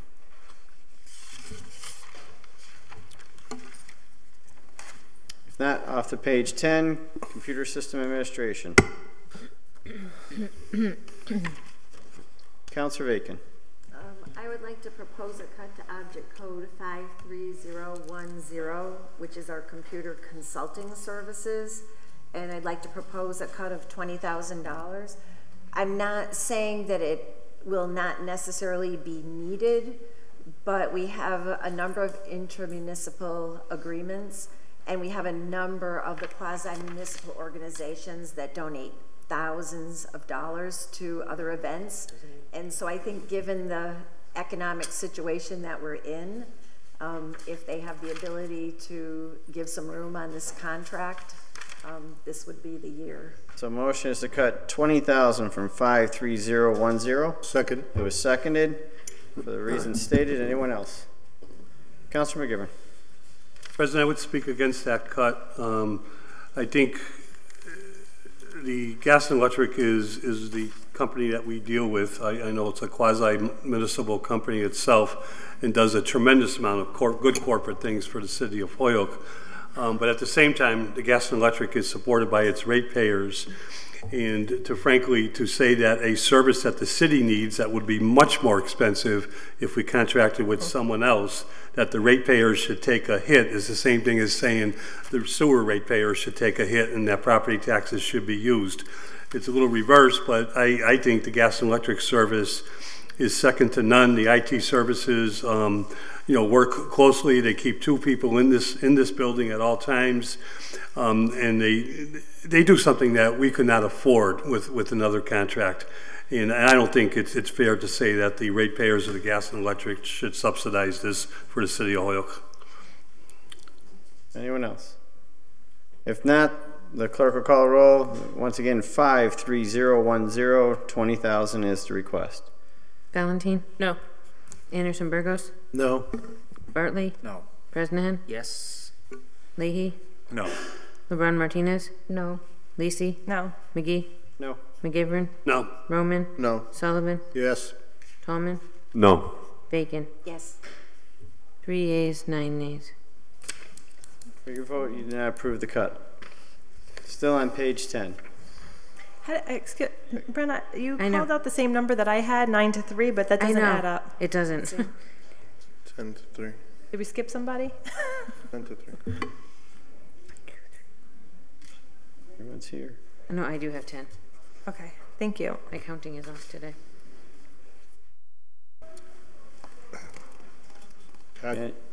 Councilor Sullivan. I'd go then for object code 53190 to cut 8,000.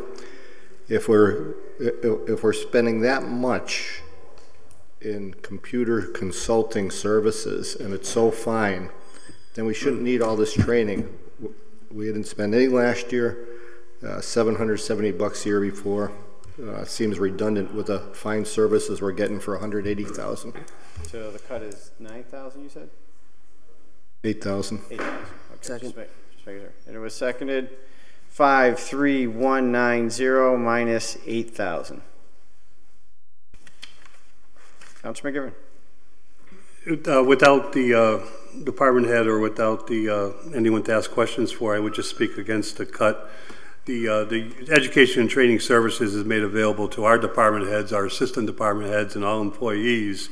If they're new and they don't understand the systems of how it works, in terms of they're allowed and can buy into some type of education and training. If the money is not spent, it goes back into the general budget.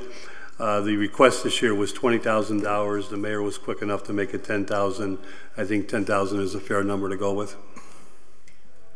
Councilor Lisi. Thank you. I also want to point out that the computer consulting services is the IT support that we have in City Hall and in the annex, so making sure that people have access to the internet and servicing computers and servicing the wires is there.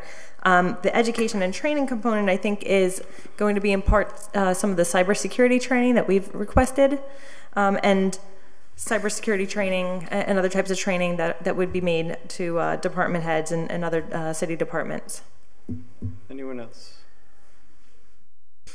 None. Clerk call the roll. 53190 minus 8,000. Valentine? No. Anderson-Burgos? No. Bartley? Yes.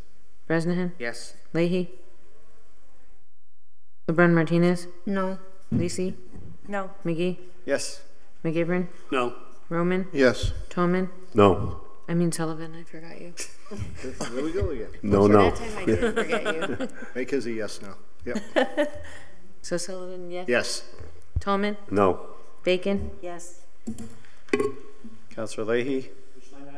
We are on 53190, page 10. The request is minus 8,000 from education and training to bring it to level funding. No. 6 yeas, 7 nays. Then what your question denied the cut. Okay. Councilor Sullivan. I'd go back to 53010 since we're going to spend $10,000 that wasn't spent in 2017 on additional training. I'd propose a $10,000 cut to the computer consulting service. Second. Motion is to cut from 53010 $10,000. Councilor Lisi. I'm just going to, under discussion, are we there yet? I'm sorry. Yep. Just want to reiterate some of the points that Councilor McGivern made earlier, so he doesn't have to do it. But I believe it's a contracted rate. I also believe that the contracted rate is subsidized in part, that it's a rate that the G&E gives us because they are a quasi-municipal entity. Councilor McGivern. I'm not sure if I heard that correctly. I got the right object code, but we've spent 180 for the last 3 years, and I believe more. 5 years, 6 years, 2015. We have spent the full 100. It's a rate negotiated, and it's the full amount that has been used over the last 6 fiscal years. Anyone else? No further discussion. 53010 minus 10,000. Valentine? No. Anderson-Burgos? No. Bartley? No. Bresnahan? Yes. Leahy? No. LeBron Martinez? No. Lacey? No. McGee? No. McGivern? No. Roman? No. Sullivan? Yes. Tallman? No. Bacon? Yes. 3 yeas, 10 nays. With your vote, you denied the cut. Anyone else for this one? Page 11.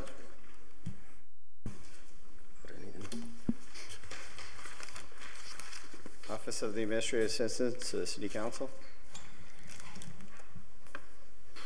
Hearing nothing. Page 12. Office of the City Clerk.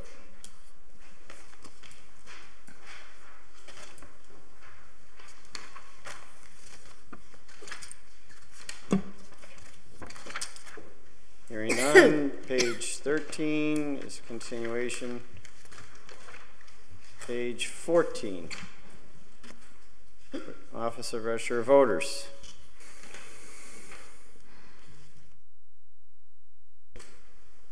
Councilor Roman. Sorry, I don't have a proposed cut. I just want to make a statement that I'm just devastated that the Assistant Registrar of Voters is gone. I really would have loved to see that position filled, but I respect the department head and the mayor, but I just think that that would have been a cool critical service. I know you've spread the love amongst your staff, but I'm just devastated to see it go. But that's just a personal note. Thank you. Thank you. Page 15.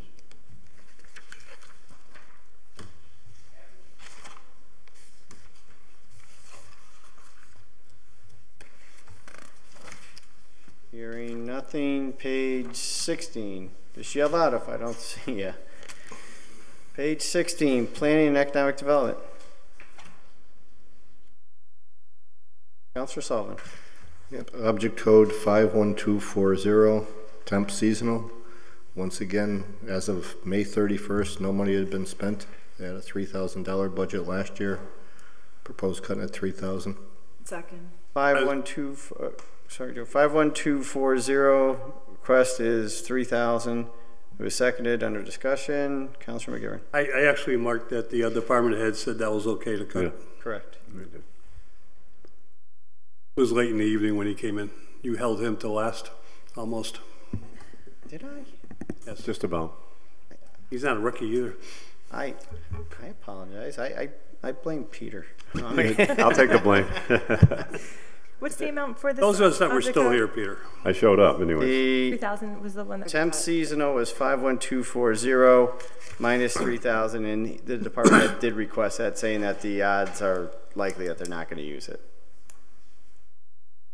No further discussion. Clerk will call the roll. If you vote yes, you're voting for the cut. Valentine? Yes. Anderson-Burgos? Yes. Bartley? Yes. Bresnahan? Leahy? Yes. LeBron Martinez? Yes. Lacey? Yes. McGee? Yes. McGivern? Yes. Roman? Yes. Sullivan? Yes. Tallman? Yes. Bacon? Yes. Unanimous vote. With your vote, you've approved the cut. Councilor McGivern. Thank you, Mr. President. I'd just like to turn everybody's focus to page 17 on estimated department revenues. And our prior president and a number of councilors asked I believe it was 2 budget cycles ago, that the HEDIC reimbursement would be done differently. HEDIC used to pay for services in the form of salary, 1 full-time plus 2 half-time people.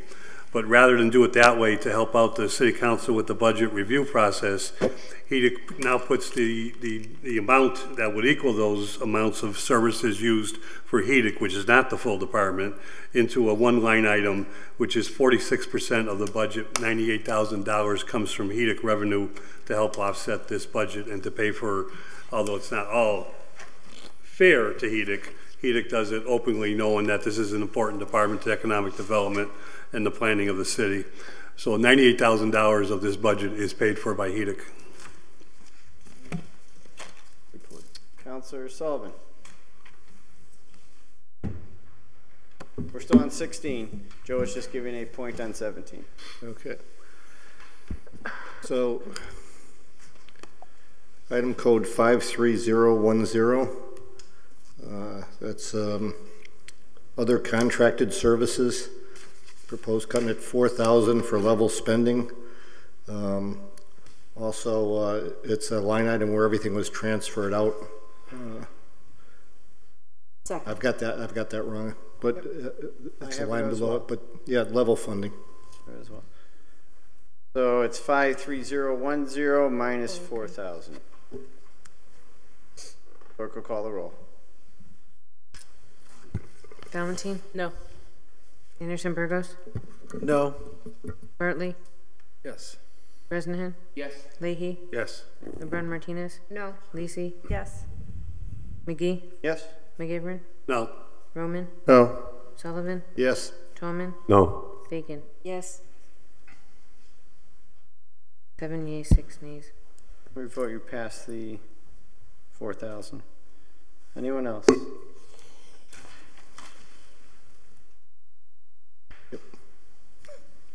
Oh, sorry, Councilor Sullivan. I looked this way, I didn't see you, and I was going around again, so. Okay. All right, Councilor Sullivan. So, object code 57615, DE compliance, fees and fines. So you're on page 17. So yes, page 17. 57615. Yeah, I propose cutting $2,000. We'd only expended $24.50 last year. I think we heard that it was down, and also I'd like to point out that of the money last year's budget, $3,700 of it was transferred to dues and subscriptions. He did say that you could take out the whole item, because he doesn't believe that the fines will be there based on their compliance with brownfields. But he said, just in case. But he said if you really need a cut, you could take that. So, Councilor, I change it to and here he is. I'll make this up. I'll second I'm that. sure. We were talking about you. Make a motion to suspend the rules or allow the director to approach. Motion to suspend the rules. All those in favor? All Aye. opposed? No. Councilor Lisi.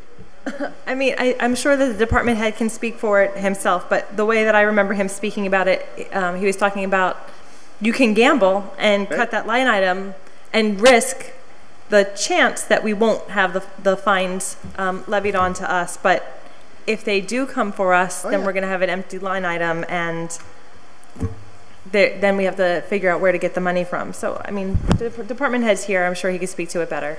Councilor Bacon. I just want to note that in the budget hearing, we did discuss this, and the department head, and I hope he'll verify this, stated that we hadn't received a bill, and so we wouldn't be seeking them out on the fines. And we did do the final remediation of the shooting range, which was the largest portion of this fine. Yep. And so I think we could transfer money if we ended up getting some unexpected bill, but that's me. Yeah, I think we're in agreement with the facts. It's a gamble, and if we get a bill, then I'd have to find a way or come back for free cash. I was asked, where can we cut? Right. That's the safest gamble that I have in my budget. If I need it, I'll have to come back. Right. Anyone else? Councilor McGivern. To the department head, if you need it and there's no free cash, where are you going to cut in your budget? Yes. Where though? I'll withdraw my question. Anyone else? There's no further discussion. Clerk will call the roll. What's the final dollar? 2,000 or 4,500. 4,500. And I seconded it. And Councilor Bacon seconded it. Valentine? No. Anderson-Burgos? Yes. Bartley? Bresnahan? Yes. Bartley? Yes. Leahy? Yes. LeBron Martinez? No. Lisi? McGee? Yes. McGivern? No. Roman? No. Sullivan? Yes. Tolman? No. Bacon? Yes. 7 yeas, 5 nays. For your vote, you approved it. Anyone else?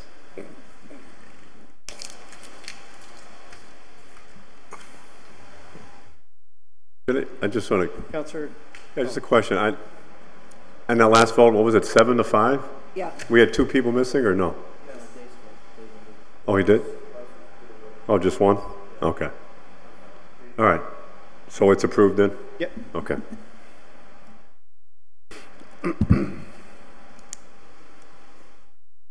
No? Okay.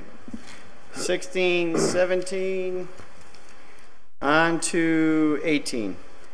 Police Department.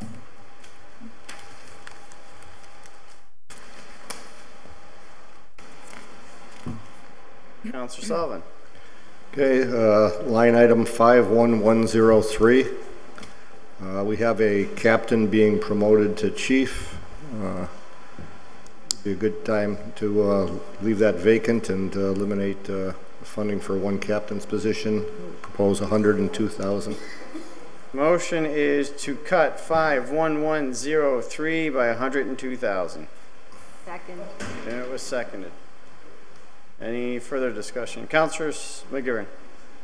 I would speak against the motion. We had some discussion about this with the chief of police, but also from history. Our police makeup is designed for a reason. We may not always agree with the way captains, lieutenants are used. Sergeants and down under, we know, are out in the streets, and captains and lieutenants are used for different supervisory roles. Over the years, this changes as things change in terms of manpower and things change within the police department itself. The fact that the mayor did pull from the ranks to take a captain for our next chief of police starting next month does not negate the need for 4 captains in terms of the full department itself and the way it operates. I think it's, without going into a more detailed explanation from the police chief, this is something that we cannot afford to lose in terms of public safety and in terms of the efficiently run the police department itself. Councilor Leahy. Yeah, I just talked to Crystal. I'm just going to declare that I do have 2 brothers, 2 younger brothers, 2 very less attractive brothers than me that work for the... Was I laughing at that? That work for the... I almost said post office. Work for the police department. Got me all flustered here. And I did talk to Crystal. I'm not going to vote, or I'm not going to talk about any line item that could potentially affect their pocketbooks. However, I am allowed to vote on the whole budget as a whole. I do have that in writing. I submitted that to Brenna last year, so just wanted to declare that. Can you tell us about the brother in Las Vegas? Handsome? Not as good looking as me. He's a good kid, though. Anyone else? So the request for 102, I will support this simply because it's not taking a position, it's just not filling a position. And as I stated in the beginning, Councilor Bacon and I have had a meeting with the mayor, and we'll have another meeting with regards to 40 to 48 people in this city that have not received a raise in 10 years. And if you look at the numbers proposed, whether you take the first one, it's just the salary increases, or the second one that does a little bump up after that, the first one's around 90,000. This is rough estimates. The other one's about 125,000. Cutting this position alone takes care of 40-something people for over the last 10 years have received nothing. Not a cost of living, not anything. So in theory, you're just not filling another position. And this has been vacant. When I first got on, it was only 3. It's not like it's been 4 since my tenure. There was a time when it was 3, of which we then added the 4th to try and help promote morale and up the ranks. Here, someone got promoted from in the ranks to become the new chief. This allows us to take, in theory, you know, because it is free cash and stuff, to fill a gap to take care of 48. That's why I'm trying to support this. Not getting rid of a person, trying to take care of many more. Councilor Roman? No? No one else? With that, clerk will call the roll. If you vote yes, you're voting for the 102 cut for 51103. Valentine? Yes. Anderson-Burgos? Yes. Bartley? Yes. Bresnahan? No. Leahy? LeBron Martinez? Yes. Lisi? McGee? Yes. McGivern? No. Roman? Yes. Sullivan? Yes. Tallman? No. Bacon? Yes. 8 yeas, 3 nays. With your vote, you approve the cut of 102. Councilor Sullivan. Okay. So line item 51101, the chief, we have a new chief coming in, and I believe the salary is $147,000. This $157,000 number was put together with the current chief before he announced his retirement.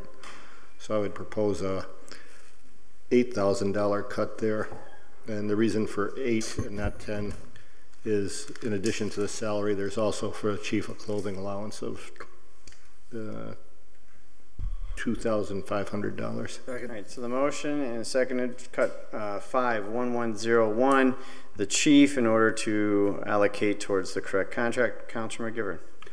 Mr. President, the chief's contract is subject to our approval with the new chief coming in. That contract will have to be resubmitted to us for our agreement or disagreement on an appropriation itself. I have a question, you know, for, it looks like Captain Moriarty is with us this evening. If we could allow him to approach and to explain the salary, if he understands or knows the salary of the chief itself, what it would be for our new chief, Manny Febo. Make a motion to have him approach. Suspend the rules. Suspend the rules to allow. Captain Moriarty. If you don't have it, you don't have to answer. If you don't have that info, but the motion is to allow the. That's not why he's here. One of our captains. To allow the captain to speak. All those in favor? All Aye. opposed? Aye. Once again, if you don't have the info, don't worry about it. We know why you were here.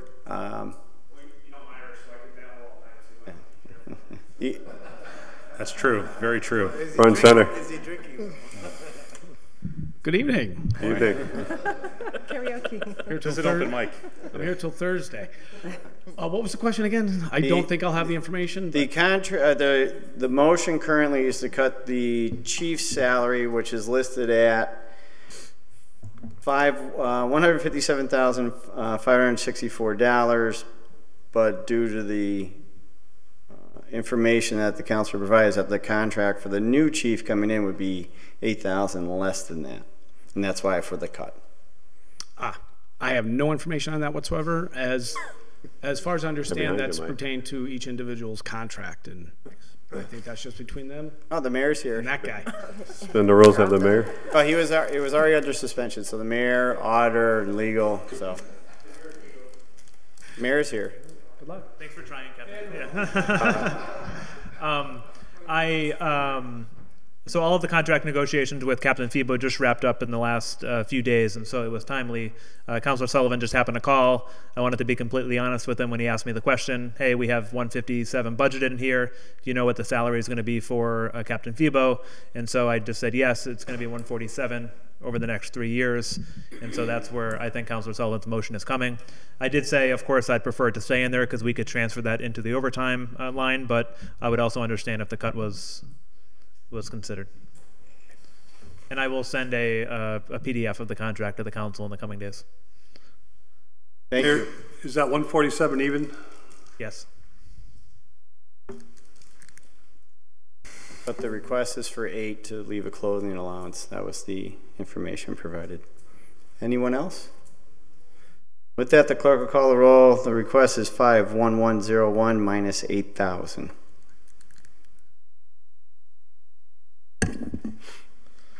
Valentine? Yes. Anderson-Burgos? Yes. Bartley? Yes. Bresnahan? Yes. Leahy? Yes. LeBron Martinez? Yes. Lisi? Yes. McGee? Yes. McGivern? Yes. Roman? Yes. Sullivan? Yes. Tolman? Yes. Bacon? Yes. Unanimous vote. Let your vote, you approve the cut. Anyone else on page 18? I could, Councilor McGivern. The given suspension, ask the city solicitor and the mayor to address the captains. Captains are by ordinance and by contract. Is there a fourth captain that's been promoted? No, and there also hasn't yet been a captain's exam.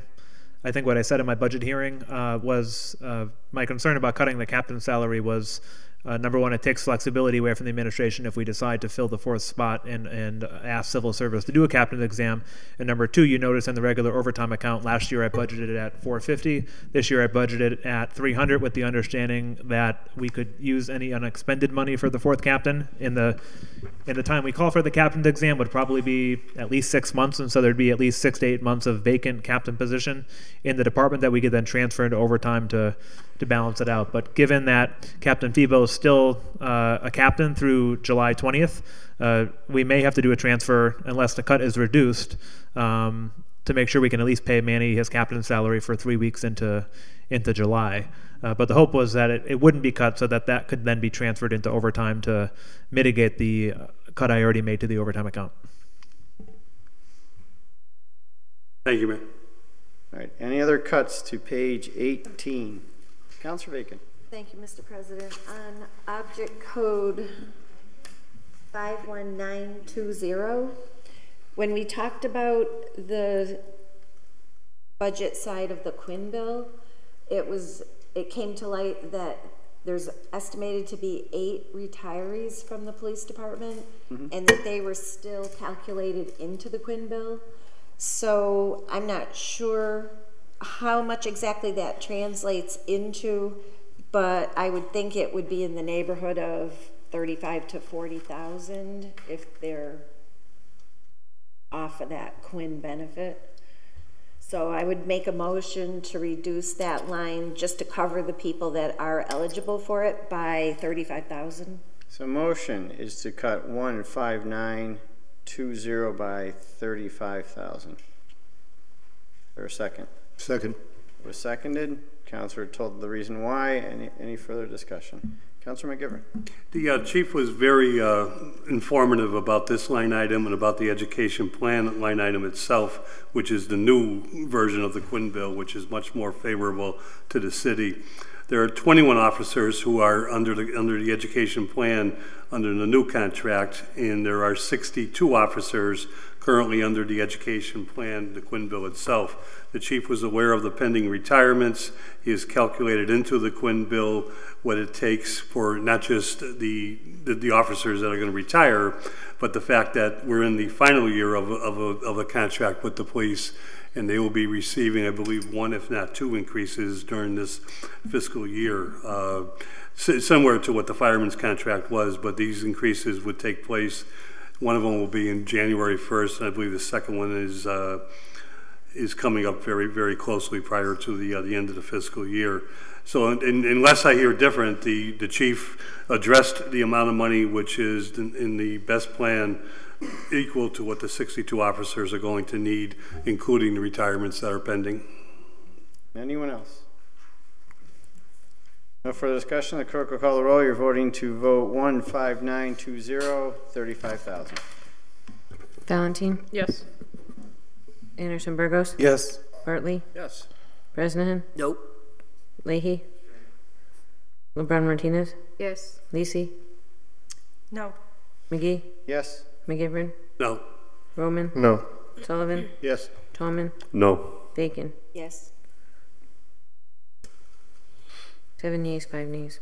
With your vote, you approve the transfer, or the cut, sorry. Anyone else?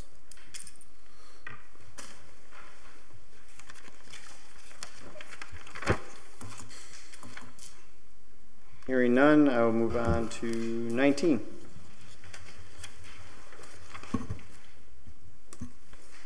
Mr. President. Councilor Lisi. Thank you. From Object Code 52410, I'm going to propose a cut of $23,000. The repair and maintenance of motor vehicles. It seems that the chief and the DPW, the chief of the fire department, the chief of the police department are working with the DPW to hire somebody that would be working on the vehicles in-house and help us save some of the motor vehicle repair costs. The two positions that would be new in the DPW are roughly $46,000 apiece.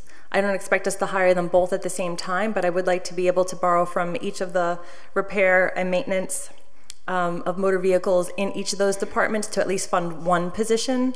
So I'll be looking to cut a $23,000 from the same line item in the fire department. Second. Motion was to cut $20,000 from the line item. 23, right? 23. 23, sorry. The positions that were spoken of, one was for $46,315, the other one's $61,000, I believe. That was the fires. Councilor McGivern. We had a long discussion about this, both with the chief and eventually with the superintendent of the DPW. And these line items all connect, but what the DPW is proposing is what was undone many years ago for reasons that were budgetary, and that was when we had mechanics that were experts in terms of fire apparatus, and that's where we've been spending the most money on contracting out the fixing of a very old fleet. And I think we know the need to immediately address our ladders, which are both almost deemed to be out of service, and the backup ladder is out of service because of the age and because of the condition. But the superintendent eventually talked to us about the two new positions, which I think would give credence to the bringing someone on board that can work more on the apparatus, especially the fire itself. But in doing so, the DPW is juggling their budget. They are actually taking two repairmen currently and not funding the working foremen in motor equipment. And I think that makes a difference. And when you iron it out, the money that is used in both the fire department and the police department is the money that is needed to take care of the vehicles that are sent to the DPW. And the DPW is actually looking at a budget savings, a decrease of $10,500. That would make that makes more sense in that this is actually a newer department, that is working within his budget and actually helping us save money across the board. So I'm reluctant because we did ask the chief about his line items in motor vehicle repairs and maintenance, and he said it would be necessary. And I'll remind the city council that the city has not done a very good job of buying new cruisers as we promised to do 20 years ago, where we'd buy 4 to 6 every other year, and we're barely buying 4 every 3 years. Councilor Lisi. Thank you. I recognize that we have an aging fleet and that the repair and maintenance of that fleet has gone up over time. And it's for that reason that I'm not willing to slash the line item completely, but I do think that this line item becomes redundant in part to the line items that are funding the new repair techs in the DPW. So again, there's two positions. One was at 46, and I believe that President McGee corrected me that the other position was closer to $60,000 or $68,000. So if we just take part of this line item from both police and fire to fund one of the positions, I think that we're cutting out some of the redundancies, some of the repetitiveness that we see in the budget. Yep. Just for clarity. Page 34, which would be the DPW's budget, they asked for an EVT mechanic and a police fleet mechanic as well. For the fire department, it's $61,796. For the police vehicles, it would be $46,315. That's what they're requesting. As well as Councilor Lisi correctly pointed out, that they're also asking for repair and maintenance costs at the same time. There is in finance a request for stabilization for new cars. That would be 6. And there will be a bond coming, from what the chief said, relatively soon for new ladder trucks. With regards to, one is dead, there's no way of fixing it. The other two, one is about to become obsolete, and the third one, which is also very old, will will be put on as a reserve while we get 2 new ladder trucks. That's the plan. Councilor McGivern. But I'll remind the president and everybody that was at the meeting when the DPW chief came in, he noted that there was a typo with the motor repair equipment operators themselves, where 2 of those are being eliminated to offset the cost for the EVT mechanic and the police fleet mechanic. And again, you know, he is, if you look at the entire budget, and this is the line item we're talking now is monies that used for the necessary items that are needed for repairing vehicles. It's not for paying for the mechanic themselves. And he notes that the $100,378 is the difference in the motor vehicle repair line item itself. And it's actually more of a savings by juggling around and by bringing in, and I guess the timing is right, but by bringing in the experts to take the apparatus, and we see another savings in contracting out the fire apparatus, which has been one of the biggest costs to the city over the years since we went to this. The position that was eliminated from the fire department under Mayor Sullivan was partly because the salaries of those positions were in line with deputy chiefs in the fire department. And although Mayor Sullivan recognized that the type of expert to work with fire apparatus is a highly skilled mechanic itself, he felt that it was unjust, or I don't want to put words in his mouth, but from a budget point of view, unfair to be paying the mechanics a deputy chief's salary. And he eliminated those positions in the budget outright, and did same so in the police department, and created the larger mechanical department under the umbrella of the DPW. But again, Mr. McManus is not only working within his budget, he's making some savings out of this move to bring in the experts that are needed, and at the same time save money to the city. So I think, you know, by punishing the police department with an old fleet, we're sending the wrong message, and we should be out there trying to find money to buy some new fleets so we don't need mechanics as much as we do. I'll make one correction, Joe. If I heard you right, or you can correct me back. You may. 51102, and this is just for point of information, Department of Public Works, because it was kind of funny when Mike came in, but not too haha. He emailed me ahead of time and said, there's 4 positions in there that is incorrect. It should be 2. So I am going to request that you cut $100,378. I said, you're the greatest. When he got here, he said, I found another mistake. And I said, this is the best news ever. He said, but it's to offset the first mistake. I don't need 7 positions in 51102, which is heavy equipment. I need 9. So therefore, I'm going to steal it back. So it's an offset there. So that's what he said. I'm giving you 100 to then take it back. So it was no longer funny. I don't think you're correcting me, because that's exactly what I said, Mr. Okay, President. just making sure. In terms of the $100,000 and the mechanics, because that's all page 34. And I think when we look at, you know, heavy equipment motor vehicle operators, there's reasons for that too. And I get what you're saying. It's, you know, it's an offset in terms of dollars. But again, if you juggle all the money around and look at the new positions minus the 100 and I believe it's 378, and minus the stuff that we're contracting out for fire apparatus, there is some savings, but it works within the budget. And I'll stop saying that because I think it's the 3rd time I said it. All right, so if there's no further discussion, the motion is 52410 minus 23,000. Correct? Valentine? Anderson-Burgos? Yes. Bartley? Yes. Bresnahan? No. Leahy? Yes. LeBron Martinez? Yes. Lisi? Yes. McGee? Yes. McGivern? No. Roman? Sullivan? Yes. Tolman? No. Bacon? Yes. 9 yeas, 3 nays.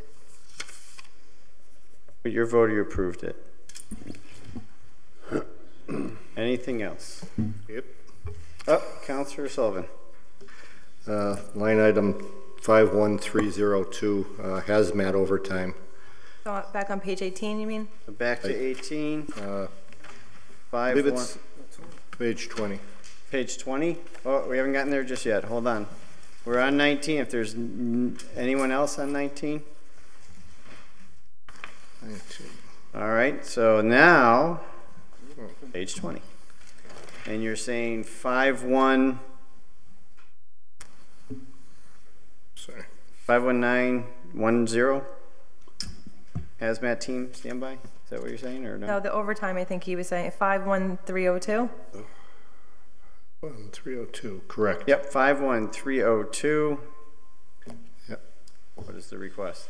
That we cut that by $4,000. In 2017, we only expended $4,000. Halfway through the year, we'd only spent $1,150. This year, it's got $8,000 in the budget. Seems excessive. All right, motion was 51302 by 4,000. It was seconded. Any further discussion? Councilor Lisi? I just want to say that the fire department came in and they had noted that they really cut their budget by about, I want to say about 25%. And they've been staying within the budget in terms of all of the overtime fees and vacation buyback and all that. So I think that overall there's a balanced budget here for the fire department. It's a realistic budget.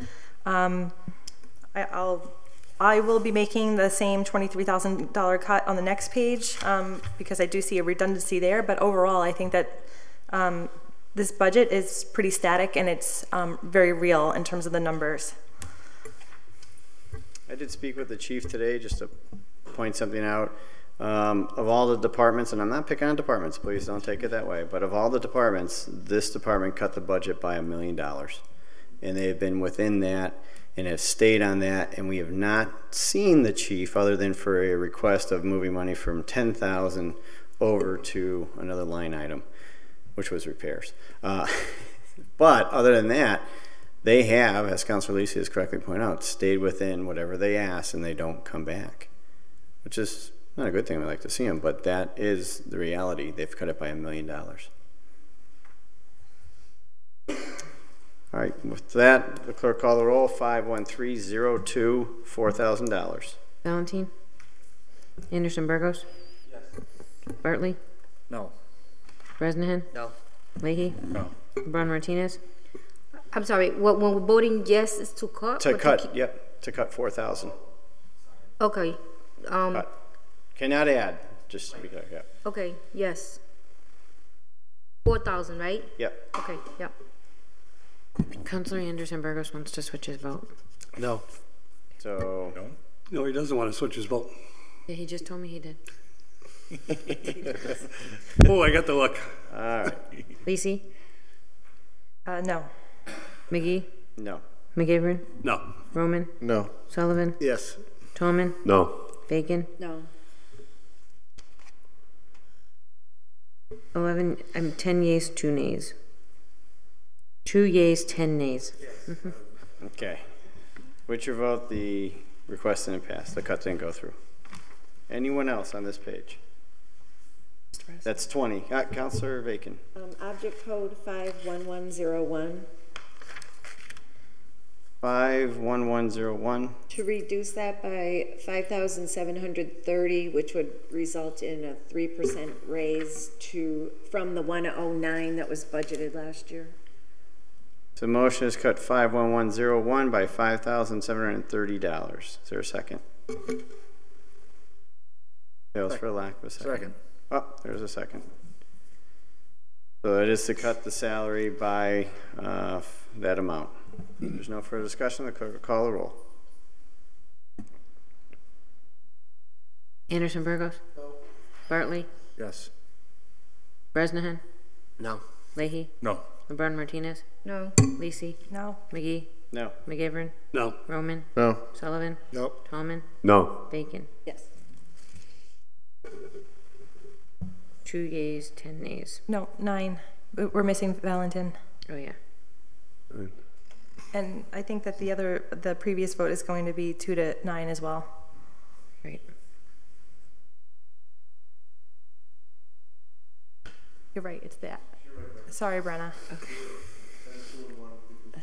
Yeah, because that would be 12. With your vote, you denied the cut. And on the same page. Councilor Lisi.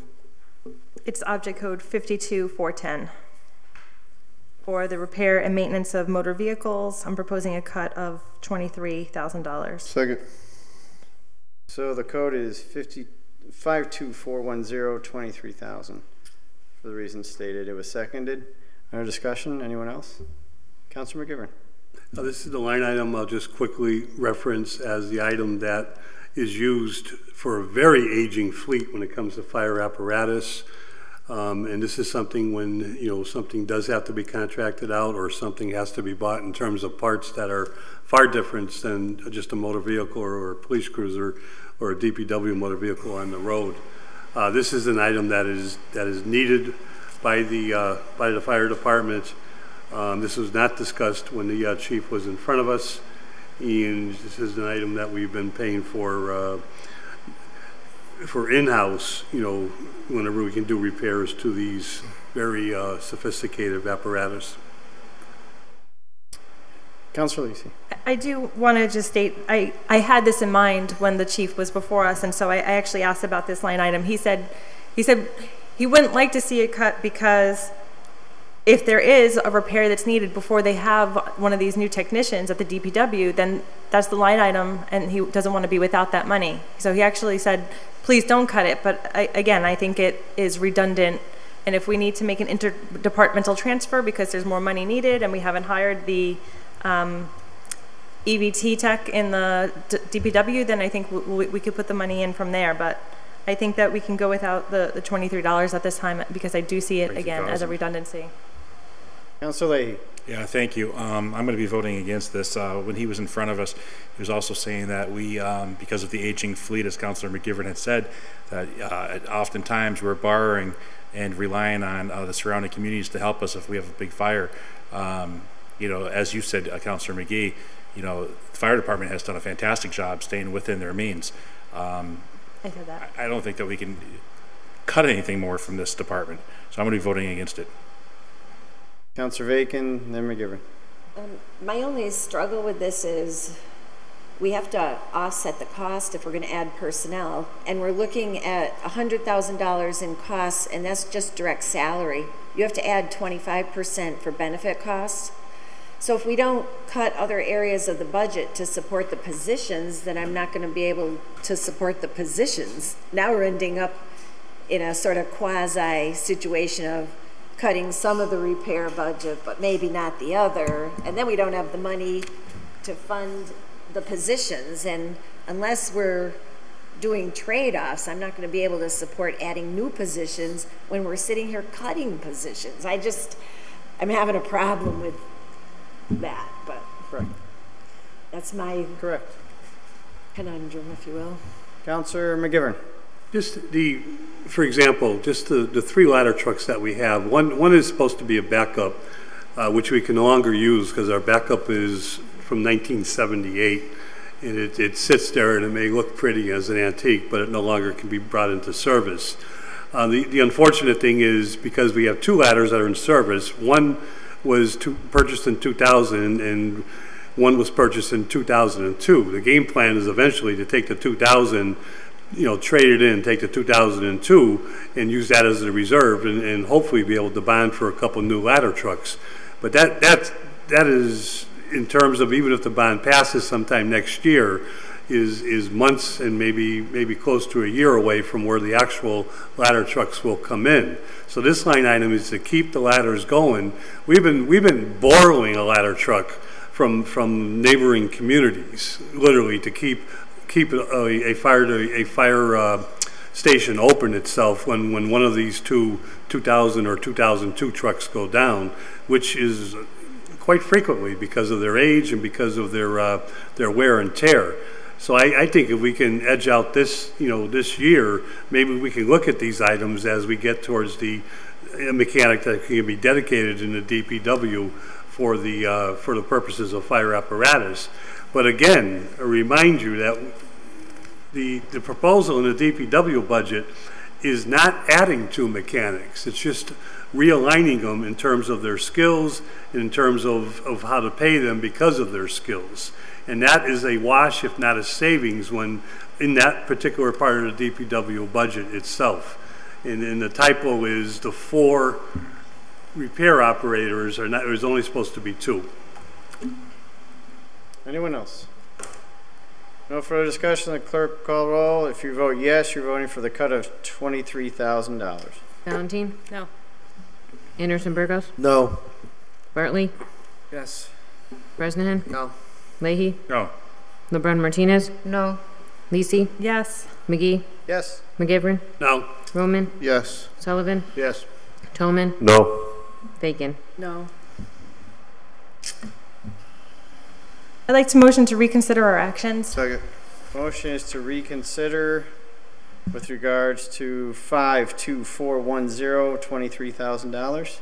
Under discussion, Councilor Lisi. Under discussion, I absolutely agree with the points that Councilor McGivern is making, is that there is a cost savings in hiring on the specialized repair technicians. However,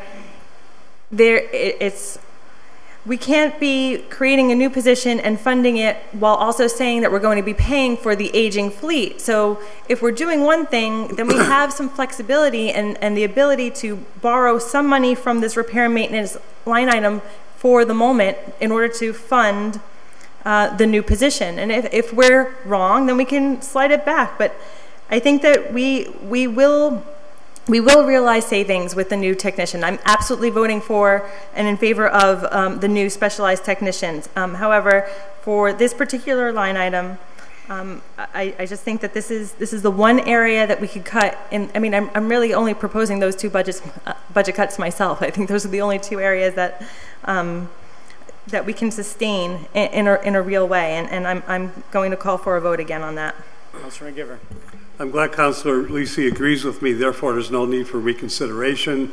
This line item isn't about salaries. This is about the parts and the tools and the stuff that the mechanics need to work on the apparatus, whether it be outside contracted or in-house. Councilor Bacon.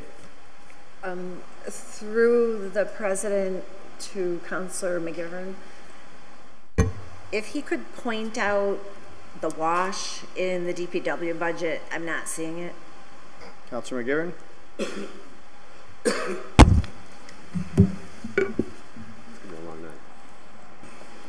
Page 34, I believe. The proposal will be to minus $100,378 from the object code 51102, and that would be 2 repair operators, not 4. The working foreman is an existing repair operator, and then the motor equipment maintenance is 1 and 2 and 3, and then we have the EVT mechanic, which is the new position, and the police fleet mechanic, which is the new position. That will total, position-wise, it'll total 1, 2, 3, 4, 6. So what does the bottom line number come out to compared to the 451,000 for this year? Let me finish. It's a good question. Just let me finish. If you refer to prior budgets, we've had 6 mechanics down there. The difference being it was 1 foreman, 3 motor equipment operators, 1 motor equipment maintenance man, and 1 working foreman. In the salary difference,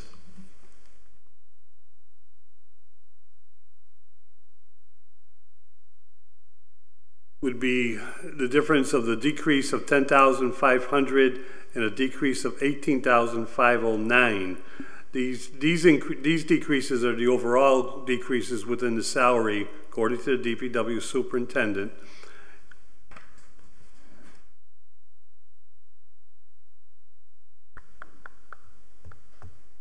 And forgive me, I'm going back to memory and something that Mike did email me to remind us. The 10,500 is decreases in the expense budget of the DPW itself. Okay, in total? Yes. Okay. Thank you. So the motion is to reconsider. All those in favor? Aye. All those opposed? No. No. Those would have it.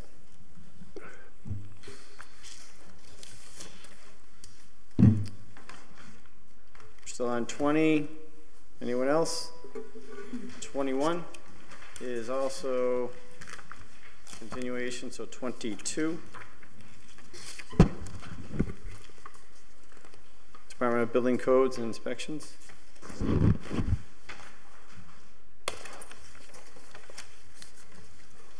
Hearing none. 23, Department of Building Codes, so continuation. Mr. President? Yeah. No, forget it. Thank you. Okay, 20. I'm going to make the same motion I've made every time that has failed, but I'm just making it out of a sense of fairness around the 3% issue. And that would be for the commissioner who's in for a $6,237 increase. So, and so... Hold on, Counselor. So page 22, object code 51101. If we reduce it by 4137, it would be a 3% increase. I'm just trying to be consistent with what I've been doing. 51101 motion is to cut by 137, just to get to 3%. 37. Is there a second? Phil's first. There is a second. Councilor Lisi.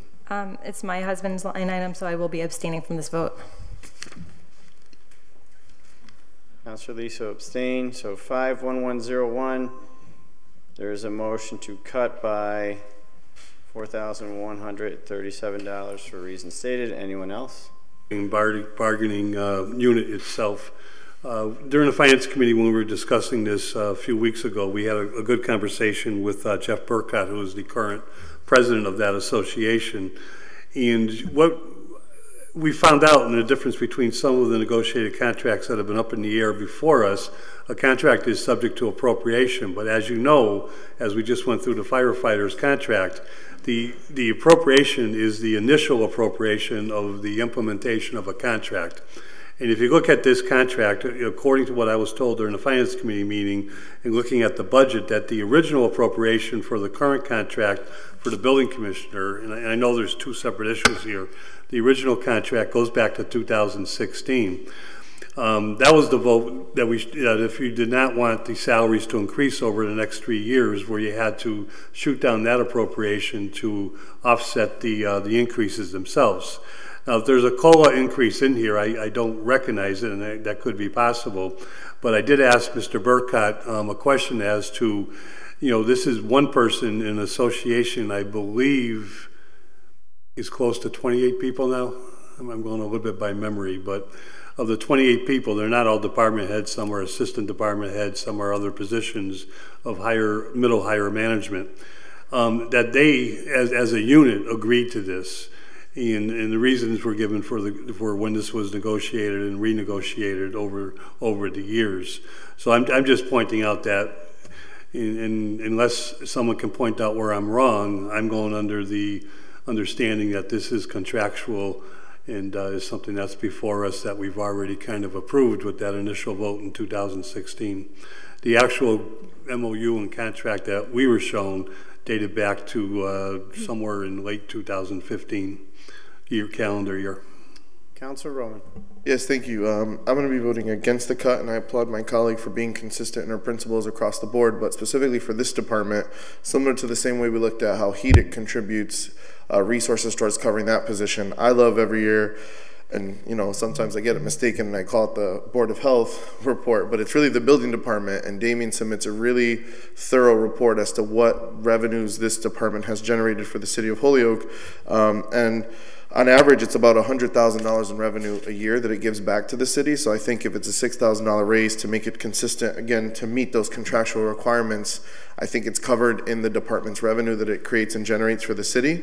So I think it's valuable, and this department is valuable to the city. And the fact that his supervision roles have gone up, I think it's a well-deserved increase due to the supervision increased load of the employees.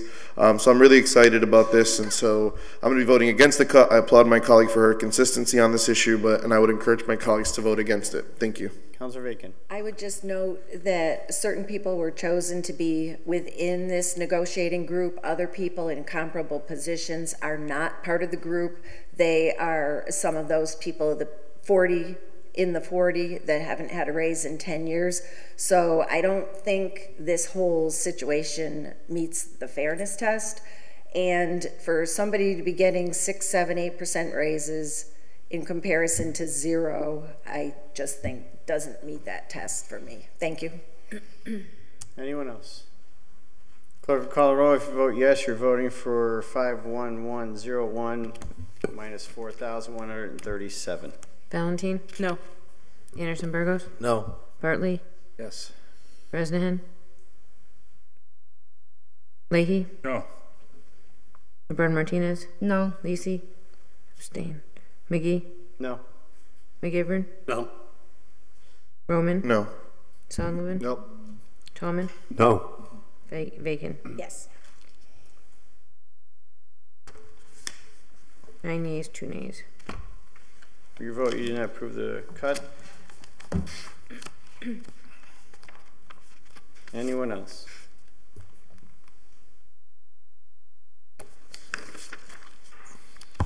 Joe, was it local inspector? Now that I see it in my notes, 51110. Was there a cut request by the department head for 15,000? Yes.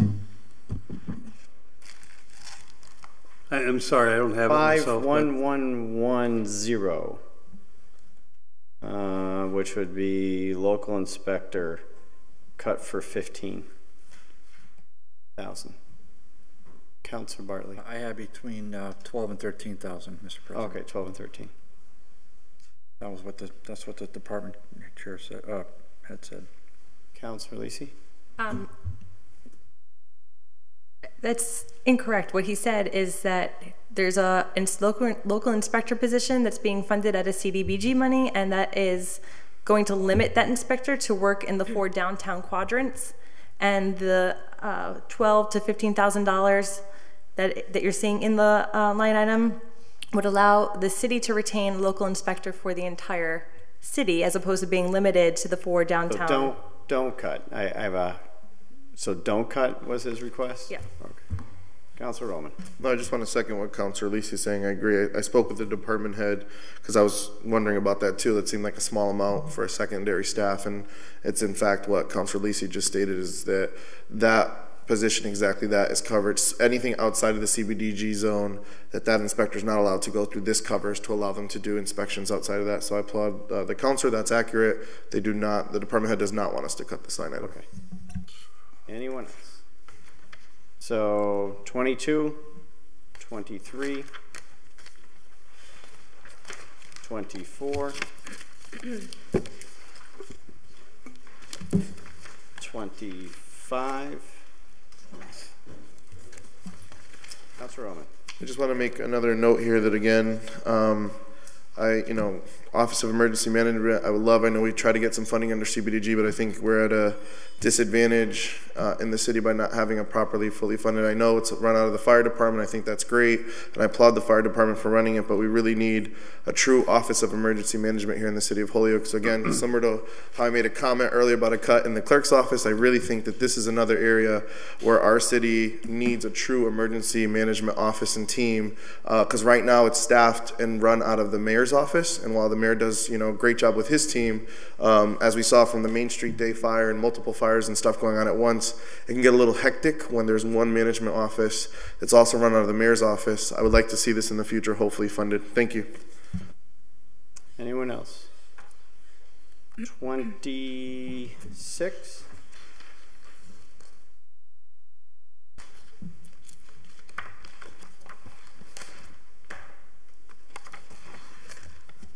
I'll make a motion to cut 51104 by the 44,735. Second.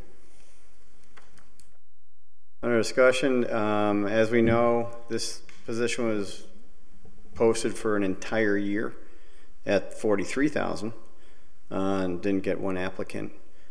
Putting up by a mere $1,000 really isn't going to do it, and they did come back and deplete the account in order to take down trees. I'd rather take it out now and apply it to the 68 dead tree list that we have. So we already have 43,000 going out to attack that. That's barely going to put a dent in it.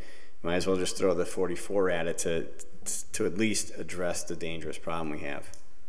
Councilor Bacon. And I would just note that we've had to contract out a lot of the trees anyway, and the people that do this for a living have crews and the proper equipment, deal with these sometimes huge and ancient trees that are in sometimes difficult locations. So it seems like we need a balance between staff and what they can do and really using an outside contractor effectively. Anyone else? Councilor McGarry. I do hear the argument, but I will vote no for the reason that there's only one forester in our budget, and that means there's only one person who's trained to deal with trees, and I think we all know that that person does an incredible job with what his responsibilities are. Tree service is not a one-person job. If anybody's ever tried to cut a tree or even try to prune a tree, it is dangerous to have one person out there. And oftentimes a person that I'm sure is capable of filling in and helping out and working with the foresters taken from another part of the DPW. But my question is, if they're not trained, what liability are we assuming? And I understand, at this price, we're not going to find a very experienced tree climber, but perhaps we can find someone who's looking to get the experience in the position with some experience. And if we cut this, we will not be putting any money into contractual services until free cash is certified, which could be, despite the promise of our auditor, sometime in September or October. Anyone else? No further discussion. The clerk will call the roll with regards to 51104. Valentine? No. Anderson-Burgos? Just to make sure to cut this, right? Yeah. That's all we can do. Yes. Bartley? No. Bresnahan? Leahy? No. Brown Martinez? No. Lisi? Yes. McGee? Yes. McGivern? No. Roman? No. Sullivan? Yes. Tallman? Yes. Bacon? Yes. 6 yeas, 6 nays. If you vote, you didn't approve the cut. 26, anyone else? 27? 28. School department. Yeah. Councilor Roman. Yes, my partner works for the district and now my mother, actually, so I have to abstain from voting on this item and debating. Thank you. Councilor Martinez. We also have a partnership. Career Point has a career center inside the Dean Vocational. I don't know if I'm allowed to vote or not. If I can't, I will sustain them. Okay. Councilor McGarren? I would just refer to the law department because we eventually have to take a vote on the entire budget.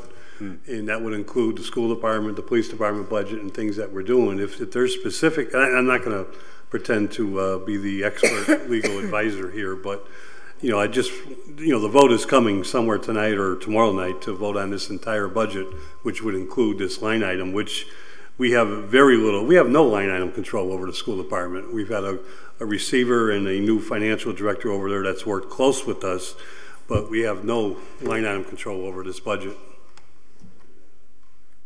Someone else had their hand up? Or Councilor Bacon? I just wanted to make a comment that this budget at this point was based, I believe, on the Senate budget, and we were assured by the school department that the amount that we're looking at here does cover our obligation for net school spending to the best that can be calculated at this time.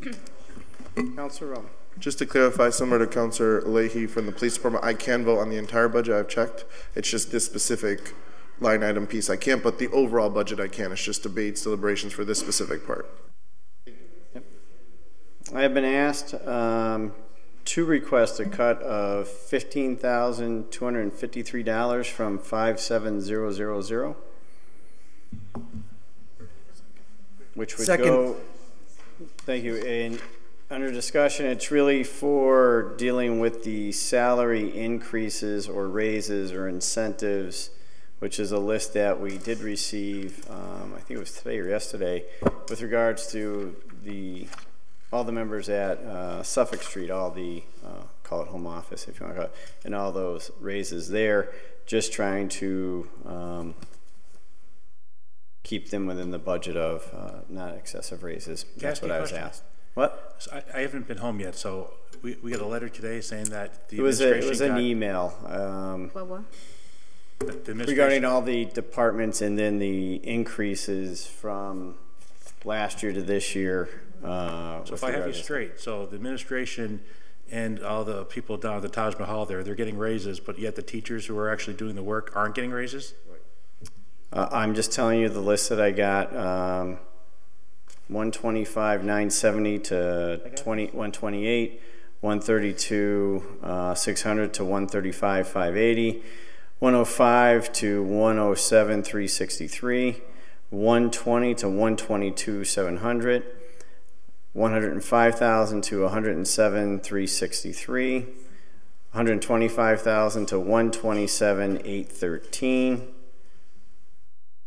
I believe that's all of them. Excuse me, when did we receive this? I do believe it was today. Councilor McGivern.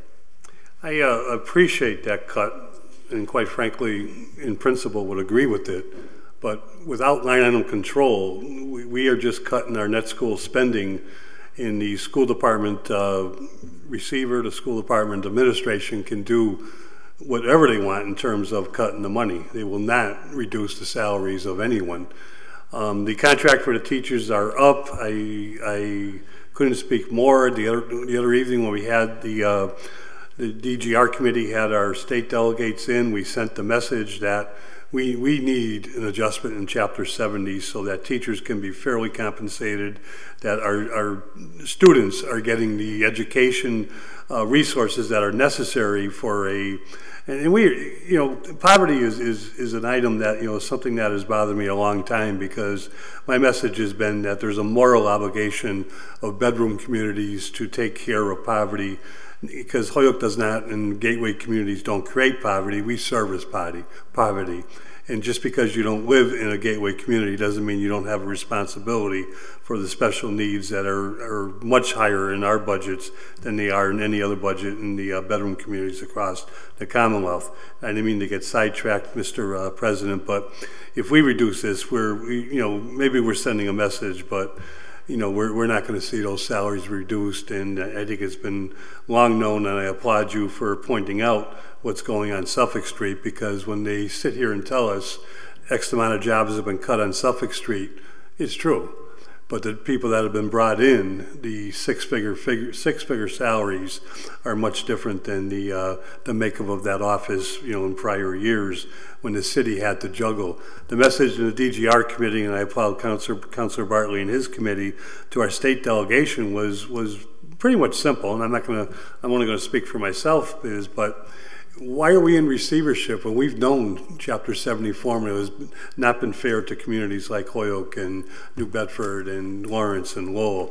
Why are we in receivership when the Commissioner of Education stood in the War Memorial and said, we're going to do this without any additional monies, and now we have the people who are the receivers? And don't get me wrong, I appreciate working with Dr. Zreich, and I appreciate working with Anthony Soto in terms of their roles, because we've learned more about the school department budget than we've known over the past 30 years.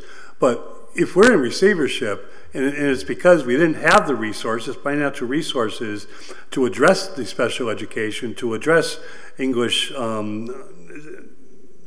what's the new term? ELL, sorry, thank you. That's part of who we are, and that's part of the moral and ethical responsibility of the entire Commonwealth. And if you go back to 1993, the lawsuit says the state is supposed to provide for this. They ignore us by not fully funding the charter reimbursements, and they ignore us by not having a formula of Chapter 70 that addresses these issues. So we're in receivership according to test scores that they don't want to go by anymore, and that we're underperforming because of test scores. I say we can't wait till 2020. I say it's time to join a lawsuit with all the gateway communities and say it's time to address 1993 the real way 1993 was supposed to be addressed. And Mr. President, I'm sorry, I got way off on a tangent, but I'd love to vote for this cut, but we took a little hit on net school spending this year because of the formula for charter schools. The estimated number of students changed enough to where we came in under net school spending. We need to make that up, and if we cut this budget, we could be just further jeopardizing some type of penal penalty from the state itself for net school spending.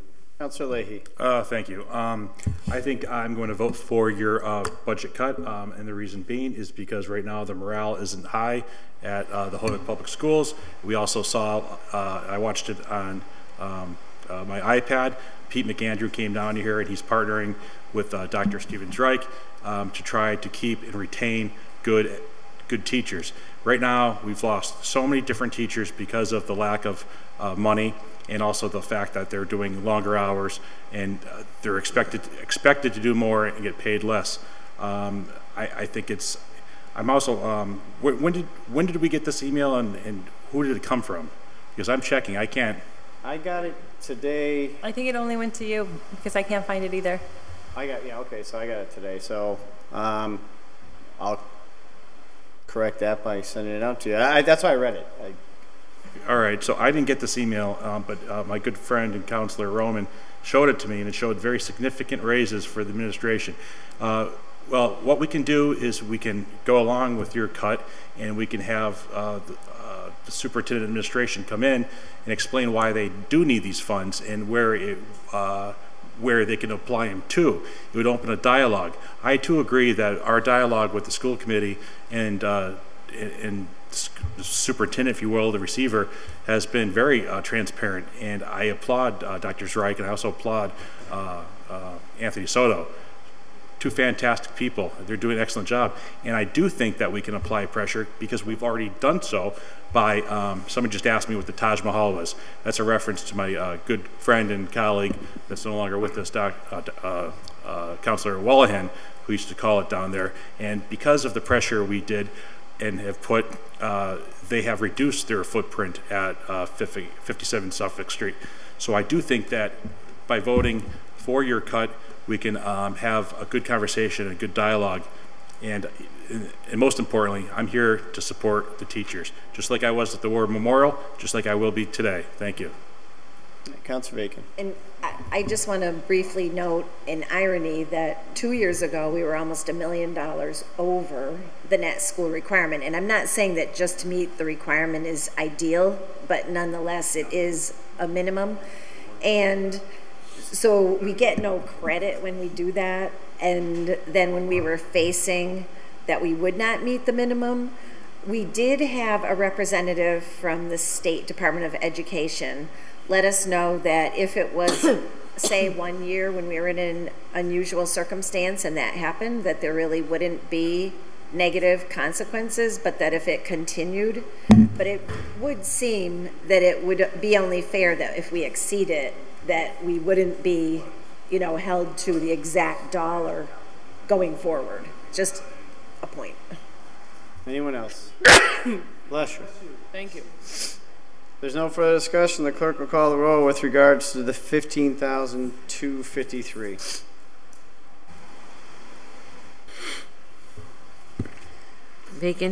Valentine? Yes. Anderson-Burgos? Yes. Bartley? Yes. Bresnahan? Yes. Leahy? Yes. LeBron Martinez? Abstain. Lisi? McGee? Yes. McGivern? No. Roman? Sullivan? Yes. Tallman? No. Bacon? Yes.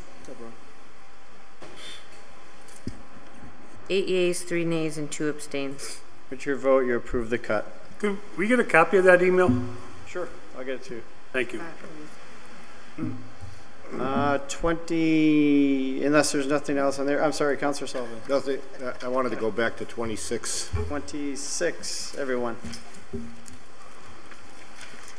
26 is Department of Forestry. Okay, line item 51300 overtime. As of May 31st, we'd only expended $4,500 out of that account. If we're going to keep in the $44,735 in the budget for a position that we tried for 12 months to fill as a reserve for other services, you know, I think we should at least cut back on the overtime amount. If there is overtime needed, it could come out of that account as well. So I'd make a motion to reconsider the tree climber. Dan's back. Dan's back. So motion is to cut 51300 by how much? I'd cut it by 4,000. By 4,000? No. No. What? I would cut. Yeah, I'd cut that by 4,000. So motion is 51300 by 4,000. It was seconded for the reason stated. Anyone else? Councilor McGivern.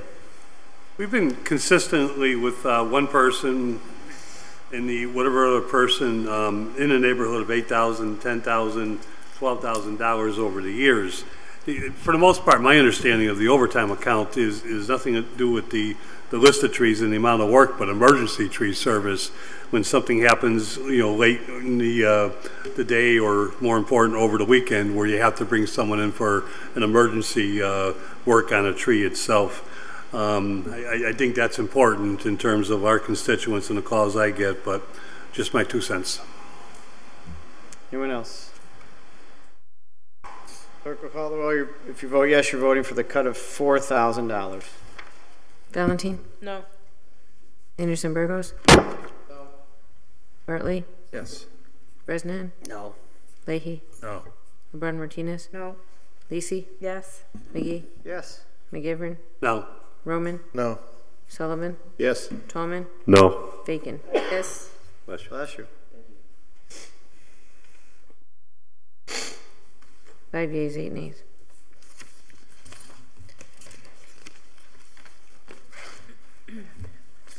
I'll make a motion to reconsider 51104. Second. Motion is to cut 735. As stated before, tree climber. We didn't fill it last year at 43. Kicking up $1,000 isn't really going to attract any more resumes that were last time, which was 0. So we might as well use it for cutting down trees that are out there. No further discussion. Clerk will call the roll. Mr. President, just Yeah. point of order. I didn't hear a vote on that. Oh, sorry. I was making a motion. Cut that way. Motion to reconsider. Second. A second. All those in favor? Aye. All opposed? No. No. Show of hands. Four. For what? For yes. For reconsider. 0. 1, 2, 3, 4. Okay. And just a point of order, do you have to do a vote to reconsider? We just You can't can always take, go back to it. Yeah. But you can't just take the same line item up a second time? I mean... You could. So I just did it as a reconsider, but you can always take it up. Either way. Just moving forward, I want to be clear on what the process is there. Well, so that was, we went back for Councilor Sullivan. We ended at 28 last time. We so should be on 29. 29. Anything on 29? Mr. President, can I ask a question? Yeah, Councilor. We're at the 3-hour mark. When are we cutting the process in half, if that's what we're doing, just so we have an idea? Total pages would be, just to give everyone a heads up, is 50. Which is, yeah, where we're at. So that's why I was asking, and we're at the 3-hour mark. Yeah, We can do it. we can do it. It's up to the I'd like to do majority that we can keep trying on, or set a time frame. I don't want to come back tomorrow. Someone else had a question? No? Okay. Get it done. So nothing on 29. How about 30? Councilor Bacon. I had one on 29 because Oh, okay, 29. I was looking at an added position, management position. What And code? 61106. On which number? What page? 29? It's on page 29. I mean, 5? Construction supervisor is a new position. 51106. 51106. Okay. Page 29. Yep. And that's a brand new position, and I remember hearing the justification for the other new positions and the trade-offs, etc., but I didn't hear any on this, and I'm having trouble finding the net savings, and I'm having trouble that we're giving 6 and 7% raises to managers, and then we're adding management when we're having trouble recruiting line people. So I would recommend eliminating this additional position. I don't see the trade-off. Second. So the motion is 51106. Cut the full amount? Yes. 61,796. That was seconded. Is there a question that is the position filled or not, or will it be filled? If that is the case, we can always ask legal or a member of the mayor's office. Councilor McGivern. I have a lot of questions on this for the superintendent of DPW. We did have him in. We did talk about these positions. I mean, for the first time, this office always stood by itself, but it worked so close to the DPW over the years, it just got kind of merged into the DPW budget. The truth is, the engineering department, was always by itself over in the annex, and I don't see it as management, but I see it as skilled people that work on projects as engineers. And we were gifted with Bill Foucault, although he wasn't an engineer, with the service that he gave to the city. But prior to Bill was Craig Dolan, who was an engineer. And with Craig Dolan, there was always, and probably in the latter years, Dave Rundle, who served I believe well over 20 years in the capacity as an engineer. We've also, toyed around with the assistant DPW, and then the proposal, if I remember listening to Mike correctly, is he was able to put something together that gives us both an assistant and another engineer on board that can meet the responsibilities, not just as an engineer, but as an assistant in terms of backing up. And if we all remember how Bill did everything himself and didn't delegate, and a lot of projects got put to the wayside, and a lot of projects never meant fruition in the timely fashion as they could have. And in terms of the construction supervisor, I'd love to be able to ask questions of the impact it would have on the DPW itself, which is, quite frankly, always been an underfunded budget. Councilor Valentin. Thank you. Since DPW city engineer is not here, and this is a pretty significant proposal to cut this position, could we, I know we had suspended the rules to hear from the mayor, but he's not here, but can we suspend? We have someone from the staff. I mentioned someone from the, I mentioned earlier that it was either legal or someone from his office. Oh, okay. So I didn't know if it was just for the mayor, but if we could just hear from the mayor's office on this, just because it's a pretty significant change. Yep. So motion is suspend the rules to allow a member of the mayor's office to speak because the mayor's not here, which we did open up for the mayor.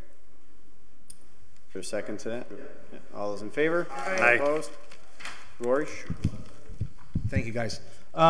So yeah, I can, well, first let me just say this. The superintendent, Mike McManus, has taken his first vacation since he started the position, so I think we can give him a little bit of leeway on this one. And I told him, since I was involved in some of the reorganization and the union negotiations having to do with the creation of both this and the mechanic positions, that I would step in if there were questions. So that's why I came into the chamber right now. So I can tell you a few things. The first is that this office has historically had 3 positions. It continues to have 3 positions. And well, Councilor Vacan's correct, and as it was brought up at the budget hearing, this is a new position. It's replacing another position that's no longer funded in this budget. So by cutting this, you would effectively be laying somebody off. This was done as part of the recent union negotiations. This position, while it doesn't exist in fiscal 18, will start on fiscal 17, and there's a person that will be moving into this position.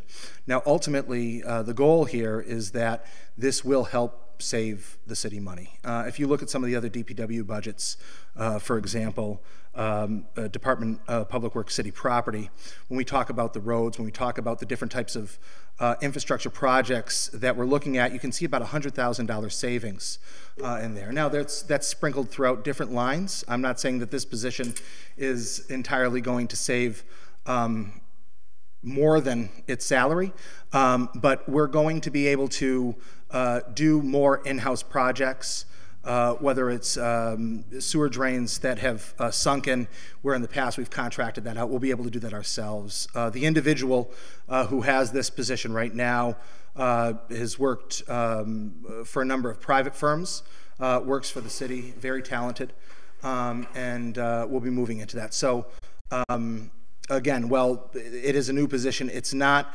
adding to the total number of positions in the city of Holyoke. There were 3 last fiscal year, and there'll be 3 this fiscal year. Councilor Bacon. Can you tell us which position the person will be moving from?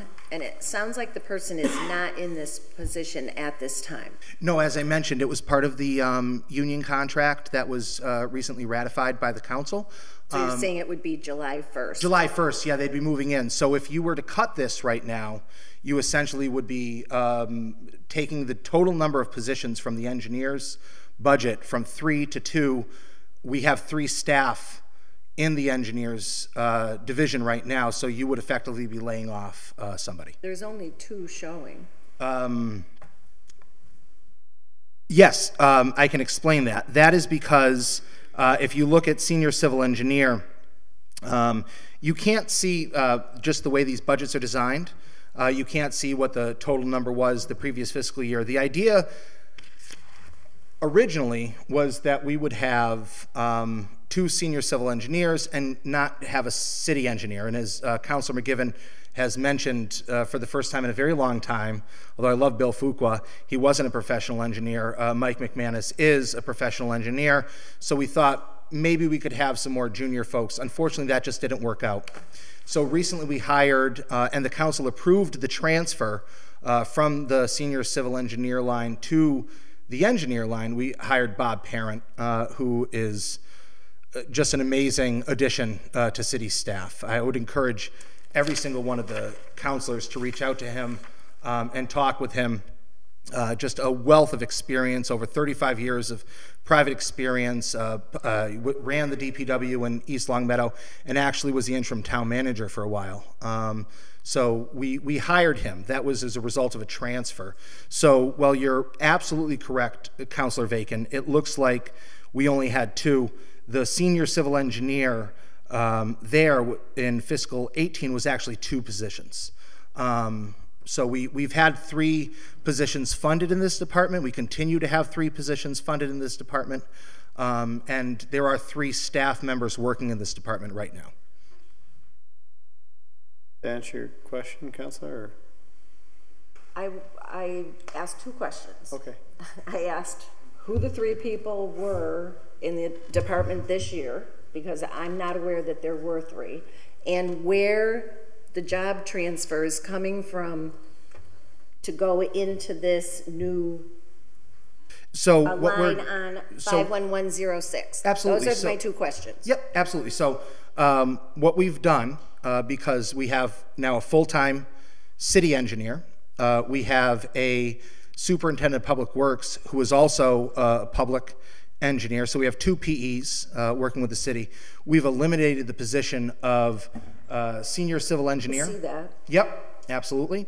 So the senior civil engineer will become the construction supervisor, and then the, inspector, and the current inspector will become the supervisor. And again, this was all part of the union contract that has been ratified by the council. So which line did this supervisor come out of? I would say that it's a combination of... And on which page? Because it's not in this office. No, this page here, 51105, cease to exist. Correct.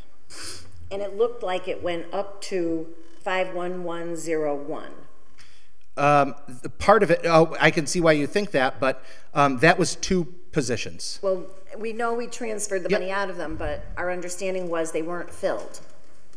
One was, and we had a retirement, and then it was filled, and then, but as part of a larger reorganization, because we also hired that city engineer, we no longer needed that senior civil engineer. Correct. And so we need the general construction inspector, and the construction supervisor, as I mentioned, is going to help realize cost savings. And again, if you just look at the next budget page on 31, let me just make sure I'm looking at the right page here. Just as an example, if you look at page 32, you can see that last year, $1,049,151 was budgeted. This year, for city property, which are the type of property that this construction supervisor will be supervising in-house labor on, we've reduced that budget by just under, and I mean, when I say just under, I mean about $100 less than $100,000. And again, I'm not claiming that 100% of that is a direct result, but I'm saying that we're going to see savings. We've already realized that in this budget. And if you cut this line tonight, it will result in a layoff. So, okay, thank you. You're welcome. Councilor McGivern.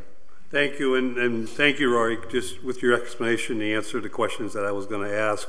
And to Councilor Bacon's good point, but I'll note, because I did bring prior budgets with me, that if you go back to last year, the 3 people were 2 senior civil engineers and 1 general construction inspector.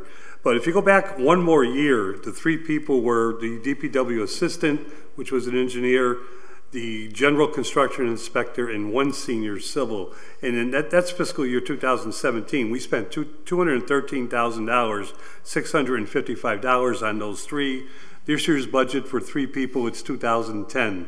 So it's actually from 2 years ago, it's a saving of $3,000.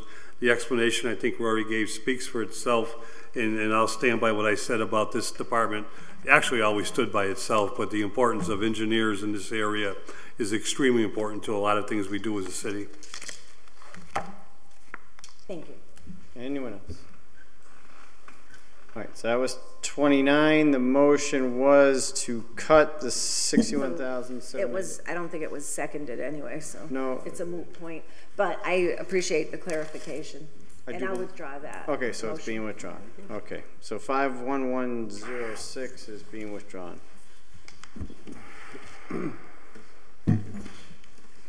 30.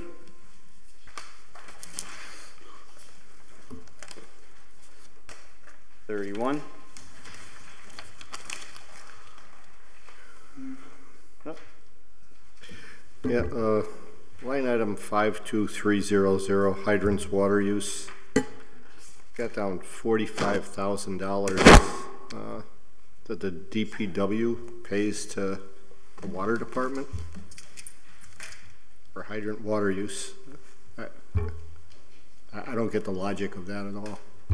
I do we went over that in committee with regards to that expense, but Councilor McGivern, do you remember under your notes?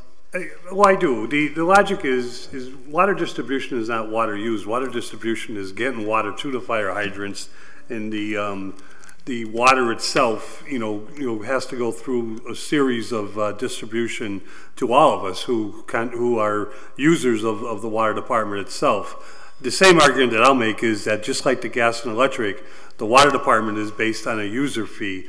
And I think everyone in here in some point in time has said our water department is second to none in terms of the way they provide service, in terms of the way that they keep that rate as low as they possibly can. I even heard Councilor Lacey argue that they should be hiring more people to do more work and to be even a better department than what they are. So this item has not changed in probably 4 or 5, maybe 6 fiscal years, and it's a negotiated fee that pays for the service that whether the fire hydrant is turned on or not turned on, it pays for the amount of money in the budget that is equal to what the distribution is in terms of getting the water to the fire hydrant. And I think we'd be doing a disservice to the water department and to the users of the water department if we were to reduce some of the revenue for the water department. I disagree, but I'm not going to argue it. All right, so 31, 32, 33.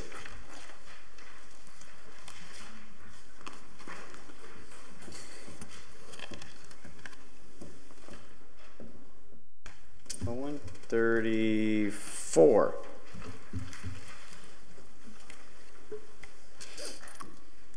Councilor Tallman. I believe this is the one that we were talking about making that cut of 100,378 on 51102.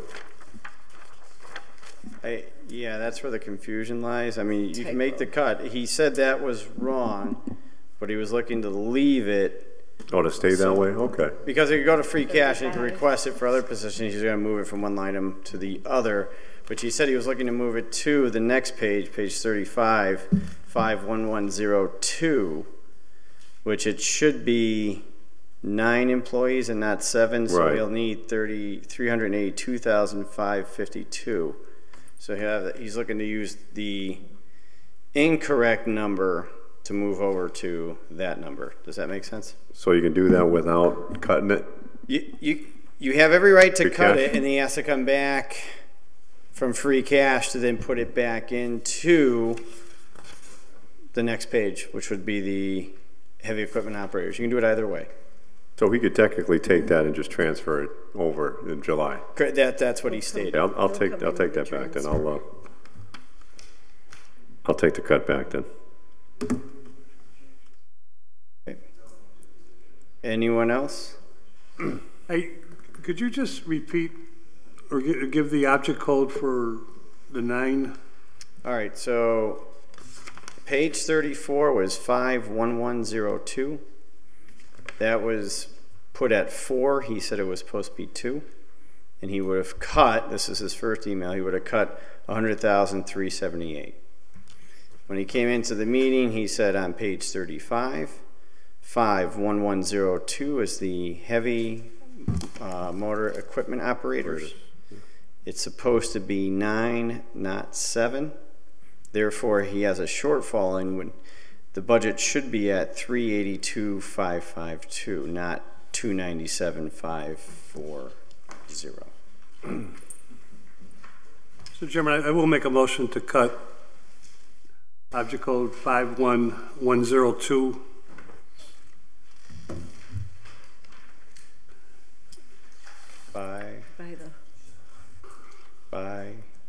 The page 34, the item we're talking about is motor equipment repairman. Yep.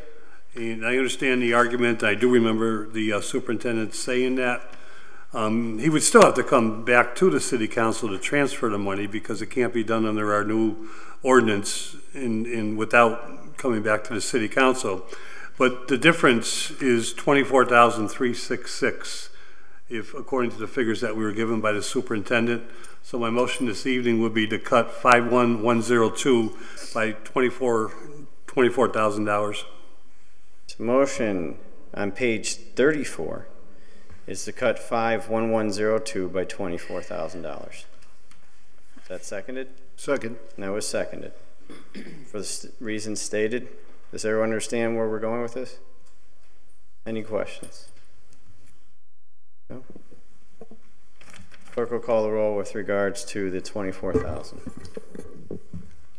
Valentine? So the line item, once again, page 34, 51102. Okay, thank you. Valentine? Yes. Anderson-Burgos? Yes. Bartley? No. Bresnahan? No.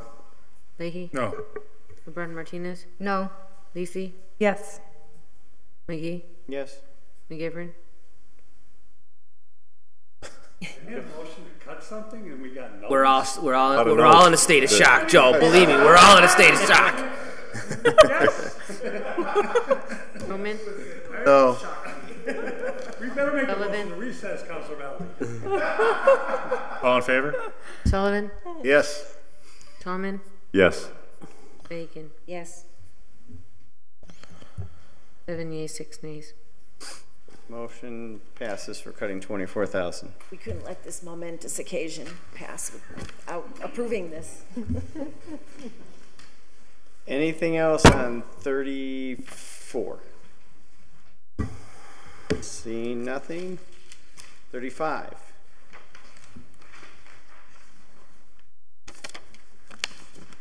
Nothing. 36. 37, Board of Health. Councilor Bartley. I'm going to take a one. I just hope I get a second on this. 53103. 53 code. Yeah, Yep. I'd like to cut the whole thing. Where is that? Which one is it? So page 37. 37. 53103. 53103, which is Animal Control Services, which would be the full amount of 175,000. Second. And it was seconded under discussion. Councilor Bartley. Appreciate that, Mike. So this is a contract that we have with the Thomas J. O'Connor Animal Control Facility. I'm sorry they even have to use Mayor O'Connor's name on this because the city of Holyoke just doesn't get the service it deserves. I don't expect this to pass tonight, but I do want to go on record that I oppose this contract, that the service we get for this amount of money is on weekends. The service is poor at best, that if the city had and I think we heard the former Board of Health director who was here during the budget hearing said that we attempted to do this, that Westfield is already out of this system and their service is better, that we're really not getting the bang for our buck that we deserve. Furthermore, we heard from the mayor that this is scheduled to increase not this year, but probably in the next year. So this is just only going to go further north. He didn't say the amount, but let's just guess another $15,000, so $190,000. This is for weekend service to pick up cats and dogs, and that's it.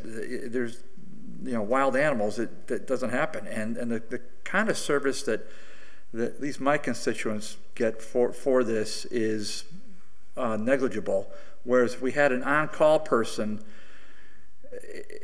I just think we would go a lot further. And so I want to strongly encourage the mayor to really look, probably not for this fiscal year, because it's not likely to happen, and I understand. And I would be even amenable to an amendment to this to cut it half for the first half of the fiscal year. But I do want it known that this service is not cutting it for Holyoke, and we should do a lot better. And again, I apologize that it's Mayor O'Connor's name, because he deserves better than have his name attached to this debacle. I'll make a motion to amend it, cut it in half. I'll second that. Seconded. Councilor Leahy. Yeah, thank you. Councilor Bartley brings up some interesting and some good points, and I will vote along with this, and for the purposes of having them come in and explain. I can't remember the last time I've been in a meeting with them and seen exactly what their scope of work is. But I also think that if we don't go with them down the road, we need some sort of exit plan to find out what we're going to do with all the animals. Thank you. Councilor Sullivan. I'd also speak in favor of it. Cutting in half gives the mayor's office some time, some breathing room to find another service and to do something about the situation. Councilor Lisi, then. I philosophically support the notion to cut. However, I thought that the contracted rate is based on population. So I just feel there's no flexibility in the current contract that we have, and what we need to do is just simply have a conversation with the mayor and say, we want you to go out for a new contract with some other service. Councilor McGivern, then. Service that Councilor Bartley is referring to, I agree with 100% also in terms of, it lacks in terms of what the TJ O'Connor does in sending inspectors or whatever their titles are these days to the city, especially in times when you need them the most, which would be the weekend and probably after hours. The services within TJ O'Connor, though, are something that we need, and that's where animals are brought, and it's the mostly in the area of dogs and cats where animals are taken care of, and I forget the exact number that we were told, but it's a very high number for the city.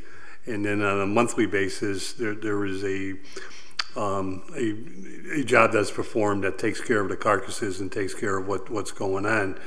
I wish the services were better, and I wish we cannot negotiate contracts, but I wish the mayor would look at this. And before I vote to cut for half, I would just like to hear either from the law department or someone to explain, would cutting it in half allow us to maintain in the services for 6 months, or would it push us out of the contract, even though we think we have a good reason to ask for a 6-month contract instead of a 1-year contract.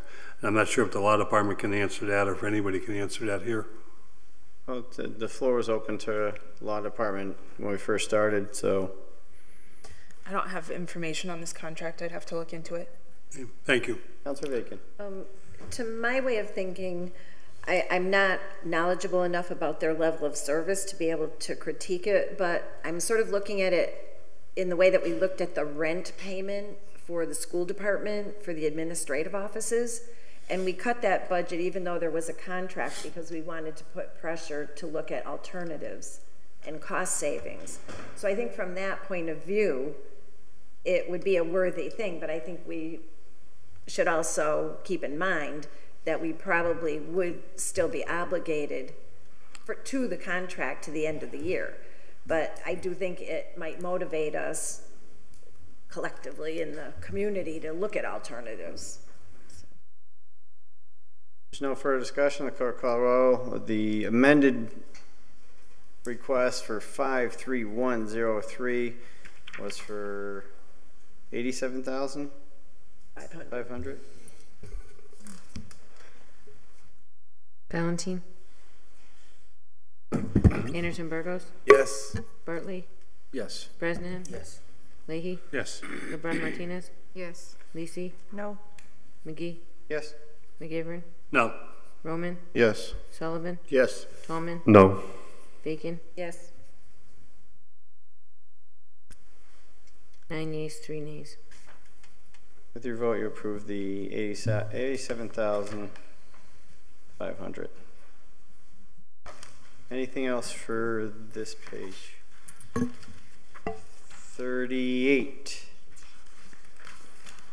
39.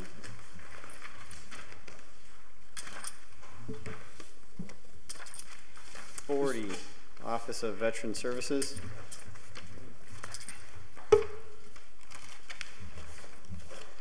41. Public Library. I'll make a motion to cut 51275 Second. for the full amount 27,363. For the stated reason earlier that Bellamy emailed in saying that this was the error that he corrected, caught, fixed, however you want to say it. Clerk will call the roll. Valentine. Anderson-Burgos. Yes. Bartley. Yes. Bresnahan. Yes. Leahy. Yes. Yep. LeBron Martinez. Yes. Lisi. Yep. McGee. Yes. McGivern. Yes. Roman. Yes. Sullivan. Yes. Tallman. Yes. Bacon. Yes. 12 yeas. With your vote, you approve the cut. Anything else here? 41, 42.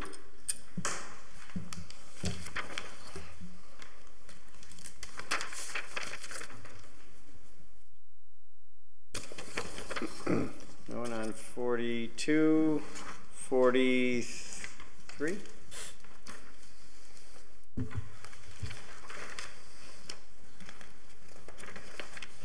44.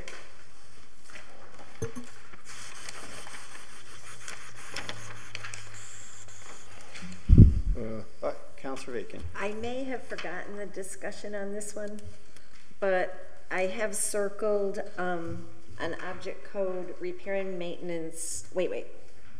44, page 44, or page 44. Okay. Object code 52420. It had been running at 10, 8, and 10, and it's up to 25,000. And I just don't have a note of why it was more than doubled.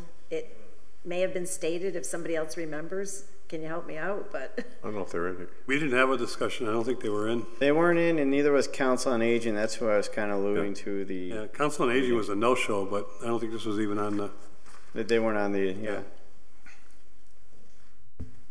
Well, we can always cut it back and have them come in front of us. yeah, it just seems like such a huge increase. It does. And they could have just at least communicated over to us. So I would what's recommend that we level fund it. Second. So At so that would be a cut of 15,000. So motion is to cut 52420 by 15,000. Second.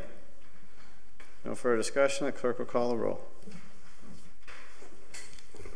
Anderson-Burgos, Yes. Bartley, Yes. Bresnahan, Yes. Leahy, Yes. LeBron Martinez, No. Lisi, No. McGee, Yes. McGivern, Yes. Roman, Yes. Sullivan, Yes. Tallman, No. Bacon. Yes. Mr. President? Yeah, hold on. That's 9 yeas, 3 nays. so that carries. That cut is through. Councilor Leahy. I was just wondering if I could, through the chair, to any person that voted no, do they know information that I don't know? No, we'll move on. I mean, if they don't, we don't have any information that was requested by Councilor Bacon in the beginning, and no one answered it. So we'll just move on. They weren't in, so that's why I voted no. I didn't know. Yeah, I just don't know. I wouldn't want to fall into a situation that we have in the past where we cut Can things we give and 15,000? Well, I mean, there could be a grant. I mean, they get a lot of grants. I don't want to cut something that could be related to something else, and I just don't know. Everyone voted the way they had. Where they want to I was have. curious. I thought maybe they had information I didn't. Councilor Anderson-Burgos. $15,000 to me is a lot of money. So if somebody needs that money, they would be here. Right. Or at least it's not too hard to write an email. Right. So they should at least do that. All right. So that was page 44. Anything on 44? 45. 45. Oh, Councilor Sullivan. 45. Yeah, line item 52420, they have down for upgrade to the kitchen. You know, I think it's something, given what we're up against this year, it could get kicked off for another year. There's already, I believe, CDBG funds also being expended to do upgrades at the War Memorial this year. So I'd suggest we put that off for a year, cut 12,000. All right, so motion is to Second. cut 12,000 from 52420, 12,000. It was seconded. Any further discussion, Councilor McGivern? Knowing that we didn't have the commission in, and that the Veterans Affairs could not really answer the questions, I just curious, because I thought it was brought up last year with 12,000 in the budget, and this is the second payment, or? Well, I know they. Like I said, I have a good memory, but I think my memory is shot. Jesus Prayer was in for the veterans. He didn't know, and he did reference us over to Chris Sims, who's the new chair of the commission. Right. He's acting chair. Acting, okay, yeah. Bless you. Bless you. So that was the issue, but they couldn't attend, but he didn't. No, I understand. And the chair is now gone. But we did approve $12,000 last year. Has anybody got the payout of this year? Did they not expend the 12,000? Nothing showing. There's nothing showing. Doesn't have anything. Okay. So, I mean, if they need it, they have to come back for it and prove it to us. So, on the motion to cut 12,000, clerk will, oh, sorry, Councilor. If I may, I've had a lot of conversations with Chris in the last week, and he's very receptive to meet. We just haven't had a chance to schedule it, but I will meet with him in July, and he's a reasonable person. I think he's going to understand that this is, not an unreasonable cut, and if he comes, he'll be fine coming up to the rail and having a conversation about it. I don't think this is off the wall, and as a matter of fact, he really wants to talk more about the the War Memorial budget. And if I may, just one aside, Mr. President. Yep.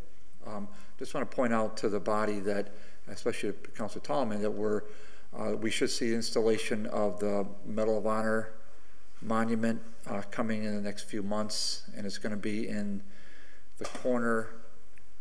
I don't know what corner. Geez, the southwest corner of Veterans Park. It's going to be over there. And one more point, Mr. President. Yes.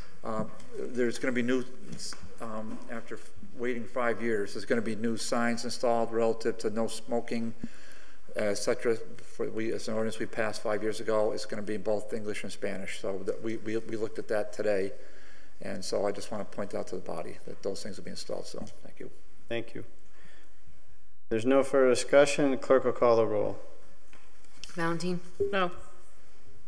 Anderson-Burgos? No. Bartley? Yes. Bresnan? Yes. Leahy? Yes. LeBron Martinez? No. Lisi? No. McGee? Yes. McGivern? Yes. Roman? No. Sullivan? Yes. Tolman? No. Bacon? Yes. 7 yeas, 6 nays. What's your vote? You approve the cut. Anything else on 45? Brenna, you got 7 yeas, 6 nays? I got the other opposite. 7-6. Yeah. 46. Councilor Sullivan. I just have a question regarding that. The exhibit halls show no revenue. Is that correct? We're not charging any. That's correct. We're not selling any souvenirs or charging for any events, hosting there or anything? We don't charge rent. I understand that, but when we have other people rent it out for events? We don't get any money. Yeah. Yep. Seems, no, exhibit halls. We're on page 46.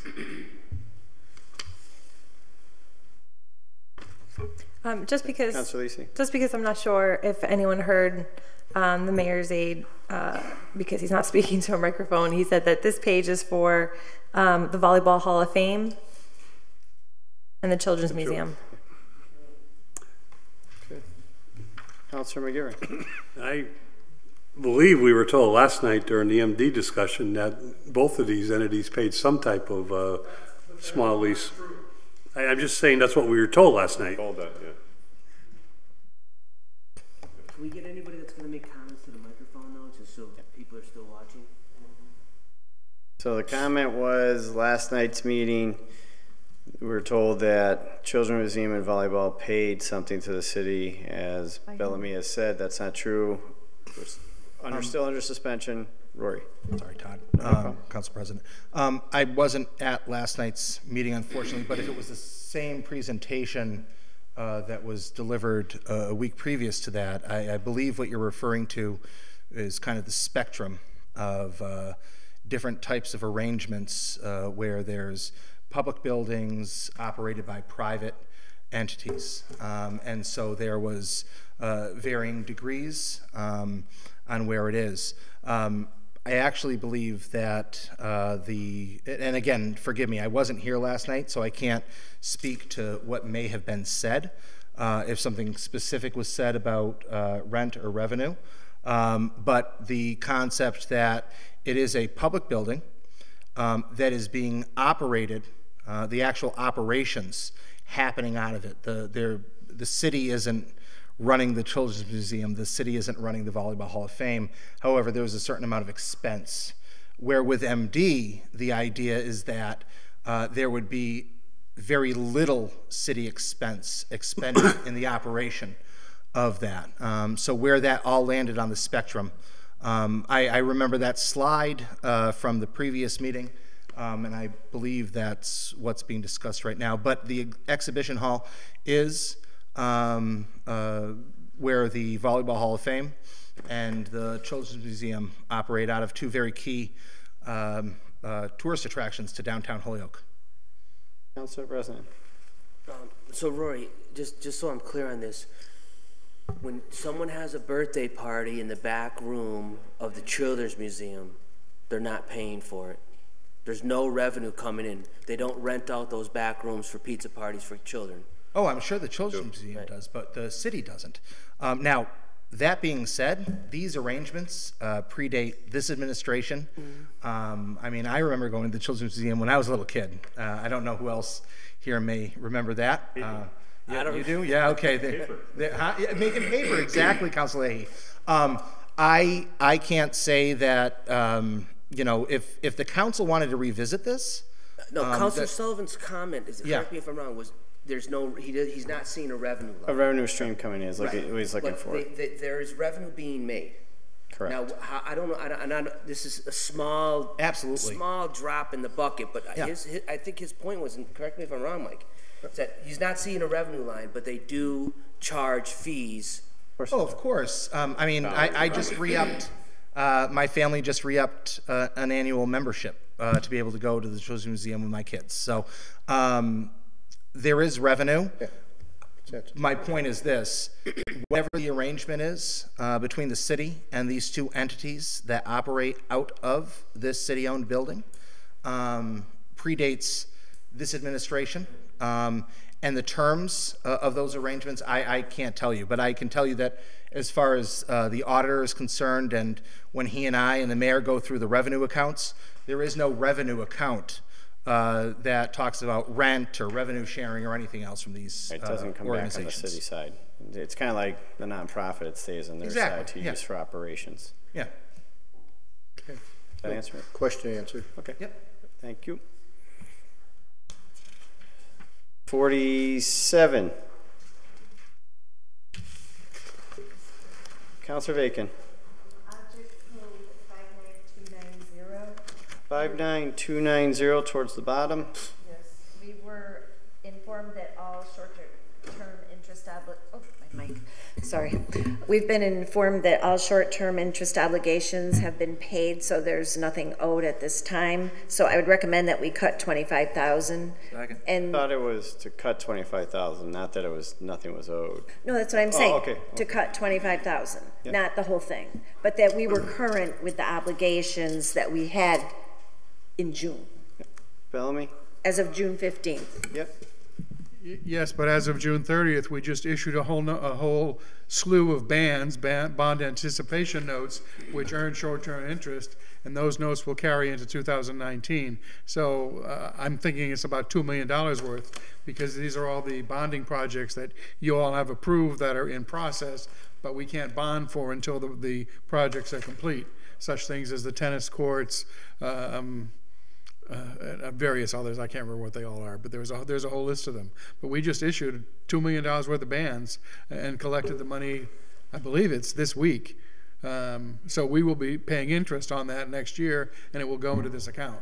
Yep, correct. She's not saying to wipe it out completely, but when Sandy was here, she said if you need cuts, it was $25,000. She didn't indicate to us that whatever had been issued was going to require the total amount. Do you think otherwise? I don't know what the bill's going to be. Okay, so. Okay. Okay. So that's the basis I'm offering that on. Okay. All right. So motion is 59290 minus 25,000 as recommended from the department head. Valentine? Yes. Anderson-Burgos? Yes. Bartley? Yes. Bresnahan? Yes. Leahy? Yes. LeBron Martinez? Yes. Lisi? Yes. McGee? Yes. McGivern? Yes. Roman? Yes. Sullivan? Yes. Tallman? Yes. Bacon? Yes. Unanimous vote. With your vote, you approve the cut of 25,000. Anything else on that page? 48.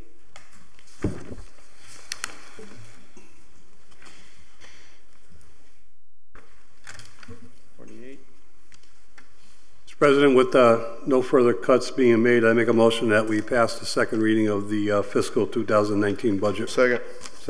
I'd like to actually, since we have the mayor's aide here, I'd like to reconsider the museum and monuments item that we didn't have anyone to speak on.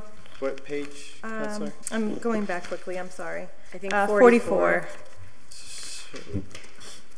So page 44, it was 52420, and it was $15,000.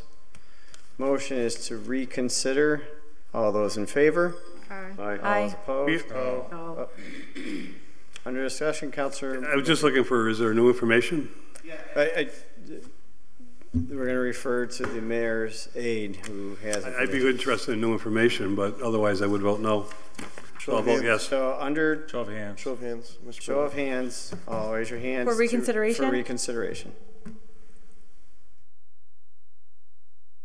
6. That fails. Mr. President? Yes, Councilor Johnson. So if this is pertaining to Wisteria-Hearst, I'm going to abstain because I'm on their board. Yeah, this would. But it's not the vote to reconsider, is not the vote So for the that, board. so I guess my question is, can I vote for the reconsideration even though I'm not going to vote on the item because I'm on the board? I'm not sure. I don't think so because it pertains to the. I would stay clear. I'd be conservative with that. Yeah. So I'm completely staying out. So Councilor Johnson will abstain from this vote, just to be clear on the record. All right. Motion fails. Okay, motion fails. So back to the original motion, which is Councilor McGivern. Pass the budget in the second reading. Pass the second reading. I'm going to make one more cut. Oh, hold on, then. Before we go to Councilor McGivern, there's another cut. Councilor Lisi. What page are you on? Page number 11.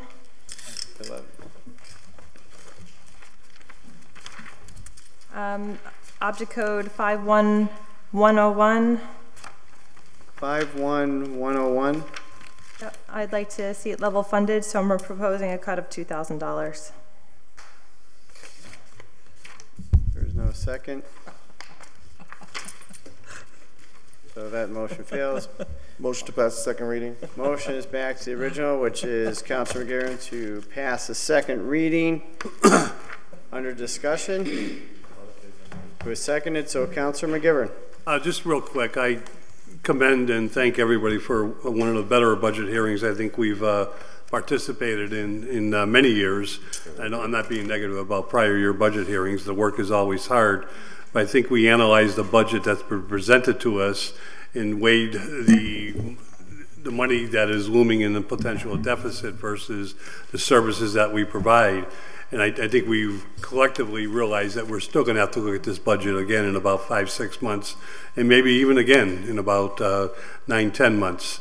But right now, I think we've given a fair budget to keep the services alive that the city should be providing to both our constituents and to the people who live and for the people that work here.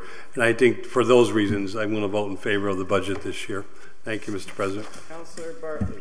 Thank you, Mr. President. I just want to echo what Joe said. I just want to thank the clerk for her work in doing all this, and then in anticipation of the wonderful summary that she developed a few years back that kind of puts together all these things and you know just summarize everything for us. So I just really want to thank the clerk for that.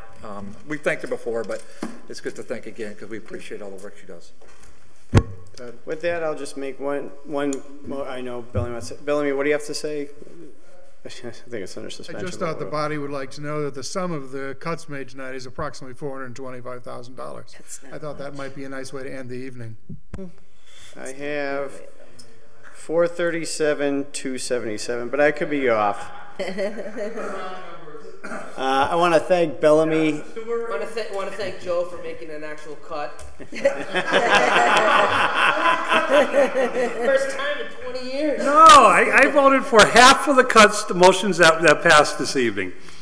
Let me just say this. Thank you to everyone. There were some very late nights, 2 in a row, and then some other committee meetings. And tomorrow you get a break to come back Thursday.